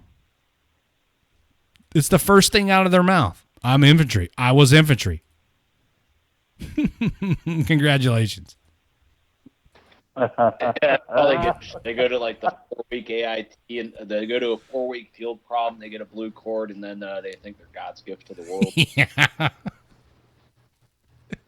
Get out in front of me, and get shot up. Oh no, that's an asshole thing of me to say. They got some kind of ceremony that they do at the end of their AIT that's kind of Illuminati-ish. Have you guys seen that? On Well, they're not going to enjoy it past their 21st birthday. So let me them have it. Let me answer the phones. Let's see if this is an 11 Bravo on the phone. Only one way to find out. WTF Nation Radio. Who's this? What's going on, Redleg? It's Ben. Oh, it's Vince. Hey, What are you guys doing? Hey, Vince. Yeah. Were you an 11 Bravo? No, I was an 89 Bravo. See, I had to ask him. He didn't come right out with it. I haven't been listening to the show, so I have no clue what's going on. Oh, thanks. Oh, what are you guys talking about? What are you guys talking about? I figured I'd call in and just bullshit. Kind of wing it. Oh, great call. Hey, Jay Reddy, Sometimes they're not the best of plans. But Jay Reddy, sometimes here's it works a picture of you getting choked by Mindy Robinson. Thanks for that, by the way. Oh, he You was. broke the ice with that one. I was nervous as fuck, but I played it cool as ice. And I was sweating when Mindy walked up. It was kind of like sexy ghost, like, boo, gotcha, bitch. And like, holy shit, I kind of froze, and she smelled like what I imagine Buddha's armpits smell like. And she smelled so wonderful. Buddha? And that's the only thing I could think of. I mean, enlightenment. She smelled like enlightenment. And oh my God, she is so fucking nice. And I didn't know she was married to Randy Couture, so that was kind of a fucking privilege for her to choke me out. Yeah, I think Randy's fighting in Memphis tonight, and she is in Memphis tonight. I think the fight is this evening, or was this evening. So she's here with super Randy. fucking cool. Yeah, she's really, really awesome to have on the radio. And not only that, like, she doesn't switch it off when the radio's off, when the microphones are turned off. Yeah, she's a foul mouthed motherfucker. That's awesome. She's one of the fucking like most profane people I've ever met, male or female. It's pure goddamn comedy. I love it. She's really cool. Her role in Range 15, I thought was good. Her untimely demise in Range 15. I couldn't tell. Don't spoil it for me. I still haven't seen it. Fuck that. Fuck that. Tell her.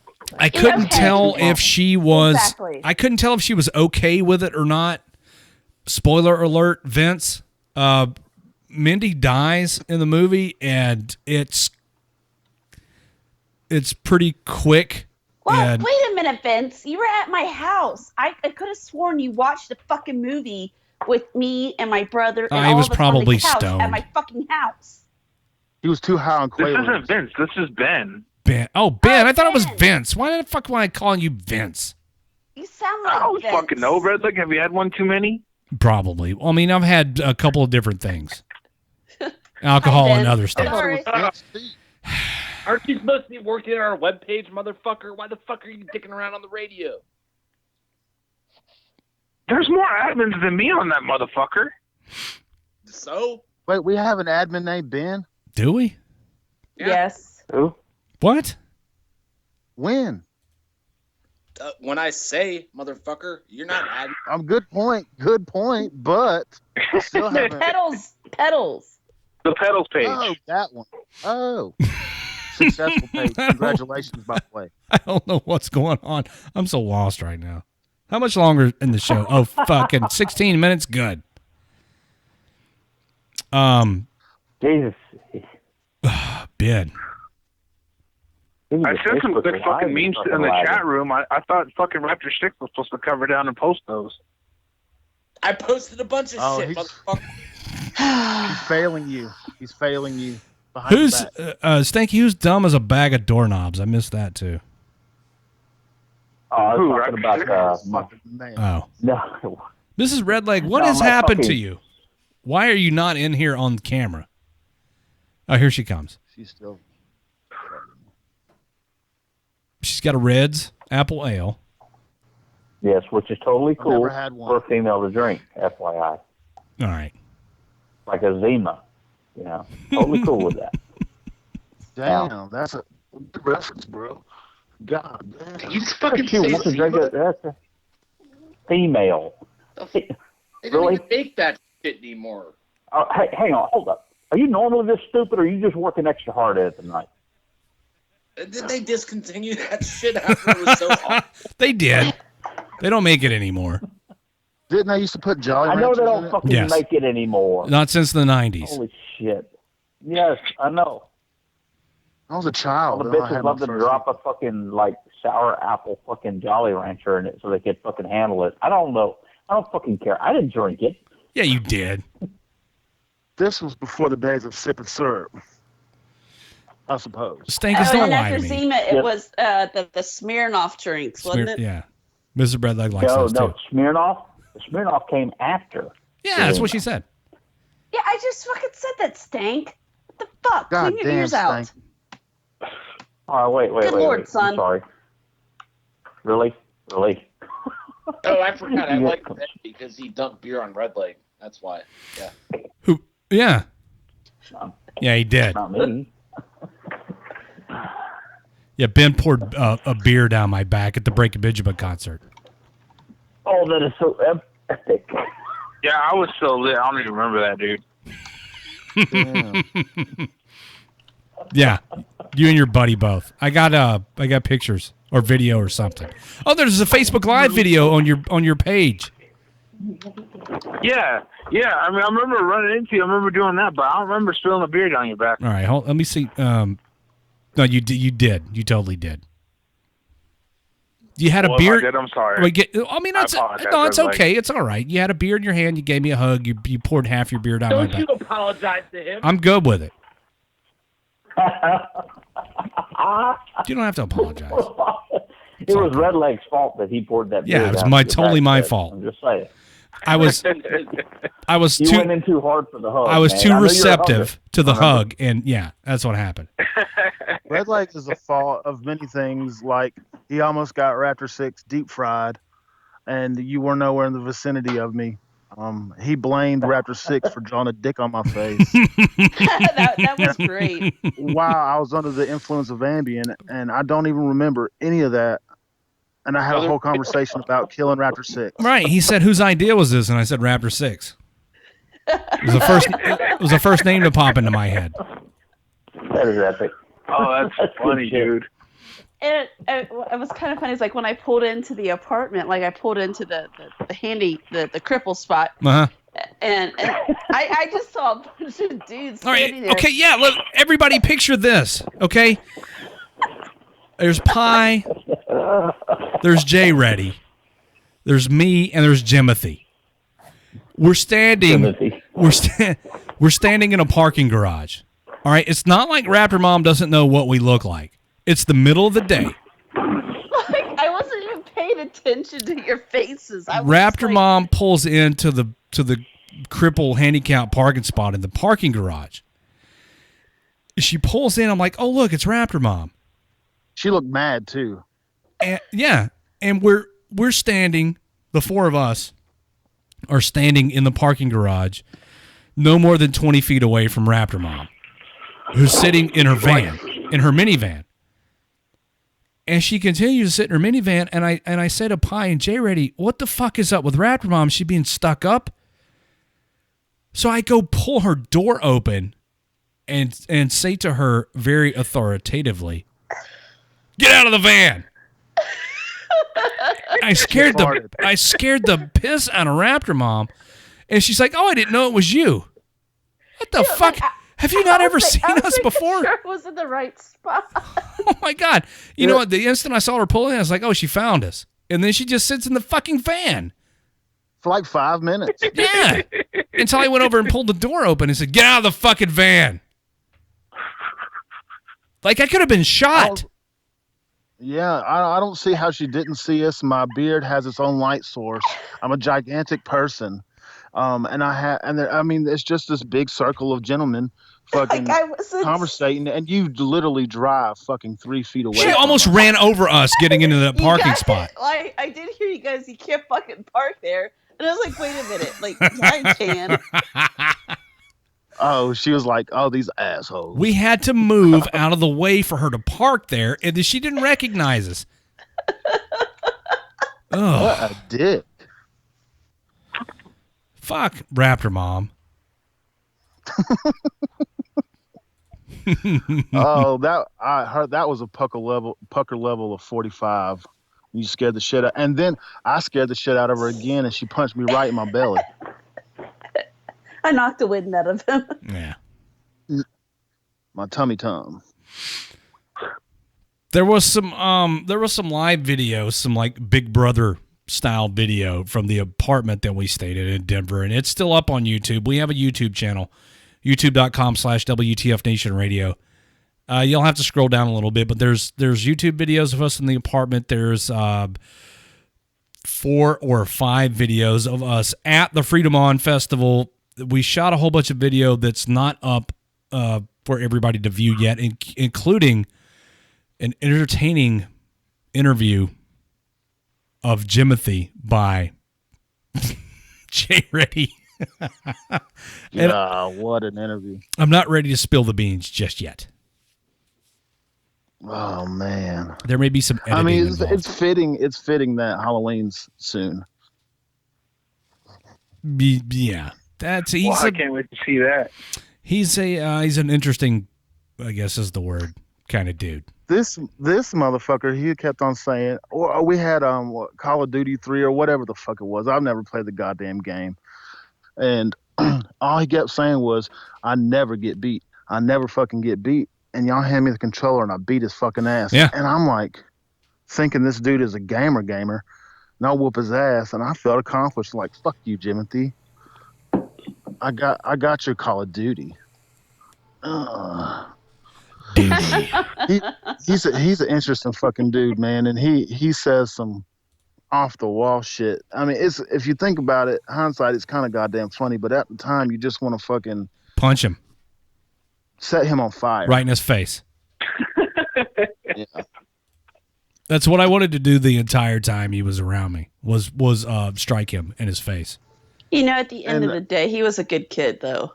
All right. Yeah. I mean, whenever he really meant well, but whatever helps you sleep at night, Raptor Mom. He fucking drove me nuts the entire time. well, there was that point during the festival. He disappeared for like 5 hours. It was a peaceful 5 hours, despite the fact there was a rock and roll band playing 50 feet away from my ears. Yeah. That was pretty good, Well, though. I think him and D-Max hung out. They did. I tried to get them to fight. Oh, I didn't hear about you trying to get Jimothy and D-Max to fight. I wanted them to fucking fight. My money was on D-Max, by the way. Mine too. Now, like, at first I was trying to boost his fucking head up. Like, Jimothy, you can fight D-Max. He ain't shit. And he's like, yeah, I'll kill D-Max. Where was I for all of this? I didn't know you had like fucking sideshow going on, and I didn't know about it. You were texting your wife and like schmoozing over her. Oh yeah, I was. Oh man, the pictures that Mrs. Redleg sent me. Mrs. Redleg, he was fucking the mattress looking at your pictures. So yeah, bravo. I was. Dude, I missed my wife so much while I was in Colorado. She does seem like a nice lady. She's awesome. But yeah, you were totally schmoosh-magging over her, and and it's all good, dog. 11? You say 11 years? 11 years. I'm counting. Well, I hope you have 11 more. Yeah, me too. Humping the mattress. Yeah, you got to be careful when I'm out of town. Because, you need to get you can get these molds, like these pocket pussy molds. Just get her to make a mold of her poo nanny, and and you can make it into a pocket poontang. Yes, and he actually just said poo nanny. Well, I mean, I think he's trying to be diplomatic about my wife's poo nanny. Yeah. No, it was okay though. Well, listen, I know where Jay Reddy learned most of his vernacular from our gilded city of Hattiesburg, Mississippi. Didn't you, Jay Reddy? Shut your goddamn mouth. I got a better idea. The next time I go out of town for one of these things, I'll take the actual Mrs. Redleg with me, and then problem solved. That's so much better than sticking her in your pocket. Yeah. Yes, I agree. I'm with Hattiesburg Reddy. I'm from. To be corrected, I am from Petal, Mississippi. Petal. Oh shit! Not Hattiesburg. Admitted that. What? Oh crap! That's good, man. You're good. Listen, Only good. I'm Andrew, completely offended. Fuck you. I'm offended that Andrew says, "Can psychics read the future in that head?" Dude, don't talk about my head that way, Andrew. You hurt my feelings. It's not that Jay Reddy. big in person. It's not that big in person. Catfish Reddy. Your head is a good bowling ball size, and it's perfect. It's not. Oh, so my head's not that big in person. Just being on camera adds 10 pounds to my head, I guess. Yeah, that green screen adds 250,000 pounds. Oh, is that what it is? I should turn the green screen off? No, it's a good green screen. Looks like a bobblehead doing the radio. Hey, get ready. Yeah. Get ready. Have you What's ever signed a catfish pond? Yeah. I bet you have, hadn't you? Yeah. There he is. A catfish pond? A catfish pond. Yeah, catfish impoundment, man. It runs the same, you know? Dude, I'm totally confused. Yeah, fucking, you guys lost me. I'm not that redneck guy. Right. You ain't got to be that Hey redneck. guys, anyway, I'm gonna jump off here and let you guys finish out your radio show. Okay, Ben. I mean, Vince. I mean, Let Ben. you finish, man. You guys have a good night. I'm Night, out. hon. Deuces. Same to you. Show's almost over anyways. All right, let me go. All right, we love you. Now you hang up. I guess you. No, you hang up. Get ready. It's all them catfish ponds out there, bro. Out there in Pedal. Around Pedal. I don't like catfish farms. Yeah, man. Stanky, what the fuck are you and Jay Reddy talking about? Mississippi? I have no idea what he is talking about. I don't know what the fuck he's doing on a radio show fucking talking about catfish pond. Okay. All right. You got hey, me. man. You got me. I'm fucking with you. Look, I want to drown you. I want to drown you in a fucking pond. I want to drown you in a catfish pond when I see you. Oh, you sure promised me a good time, Jay Reddy. Hey, Go ahead. listen. Let me warn do you, me a favor. Stanky. Let me warn you. Jay Reddy is an imposing figure. He's a big dude, and I have no idea. I have no doubt. I think no doubt. I think that was one of the first things I said to him when we finally allowed him to get in the van at the airport. Was like how big of a You're dude a big he is. motherfucker, dude. Yeah, You're a big motherfucker, dude. Yeah. Like I didn't realize that he was that big. He's a big dude.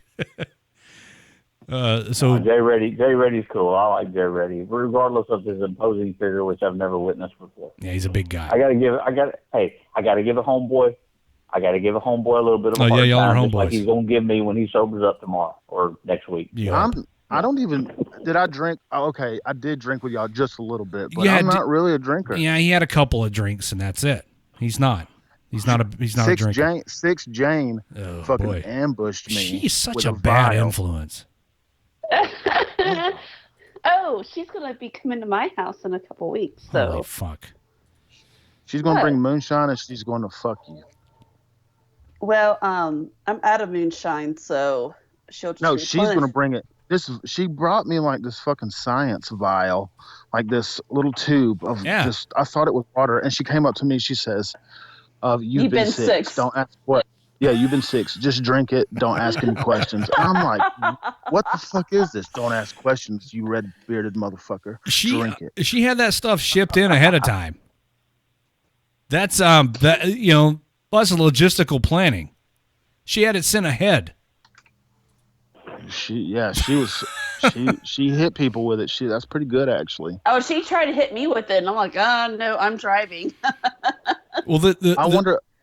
The drink that I got out of Six Jane's camp was something that John Cena brought to me, which was John Cena. he brought me a shot, and then right on the heels, he had to be a shot and a whiskey drink all at the same time. A shot of lead slingers, and then Garbage Dog's dragging her butt on the carpet. What are you doing? Feed her grass. Her ass itches, I guess. Garbage Dog, why are you dragging your butt on the carpet? That's gross. Is your butt feels itch? good. I do it. I guess I got to take Garbage Dog out because her butt's bothering. Garbage Dog. Yeah, I heard you scolded her about like half an hour ago. Yeah. Get some of that numbing lotion and put it on her butthole. You mean the stuff you put on Jimothy's every soda that Jimothy drank the whole time we were there? Yeah, like, okay, guys, this lotion is goddamn almost pure lidocaine, and I put it on. Jimothy has this obsession with drinking soda, like it's an aggressive fucking passion for drinking this. He left the apartment. He was gone for like fucking ever. And I'm just like, for a while, I was like, okay, where's Jimothy? And here he comes in with 2 12-packs. I'm like, where the fuck were you? Well, he drank them shits in a day. Yeah, he did. But drank the lidocaine. No. Okay, so Raptor Mom's saying like he went forever and came back with he took a long goddamn time. Came back with all these Cokes, or I'm sorry, Pepsi. Yeah, Pepsi. It drinks Pepsi. And I had this God. lotion, this pure lidocaine, and like I put it on the rim of every one of his goddamn drinks. And I had to, the whole group colluded with me to fucking get his attention away from this Pepsi. And it was pretty hard. I mean, he was pretty adamant about drinking that motherfucker. And I finally got it, and he's like, tastes weird. Before we get too far into this story, I would like to point out that Jay Reddy brought lidocaine lotion with him to Colorado to the WTF Nation Radio event where we covered the Freedom On Festival. Am I the only person that caught that? What were you going to do with it? Because I prank everybody, and he was the perfect one. All right, go ahead.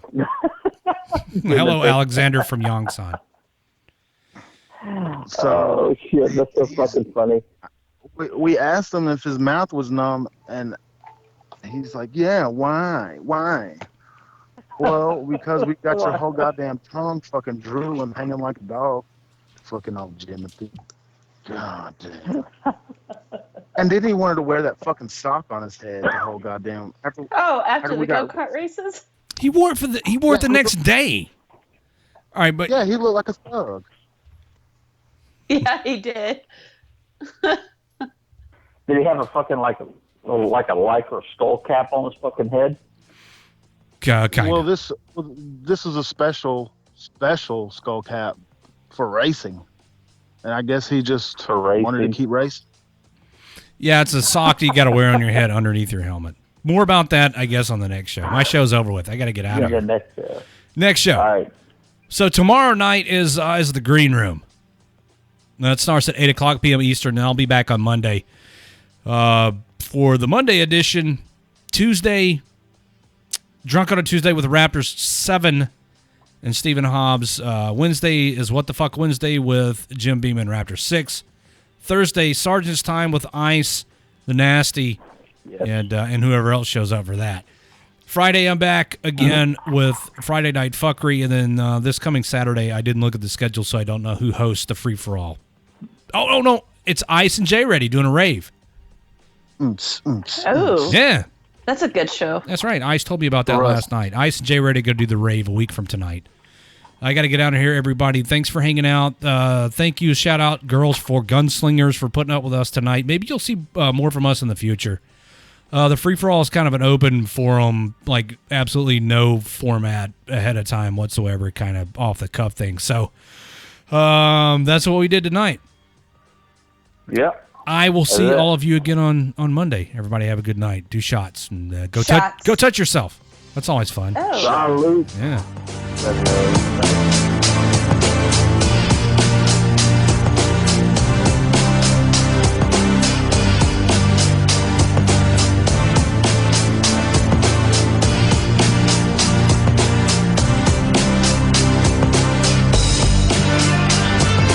Bye, Felicia. Y'all stench.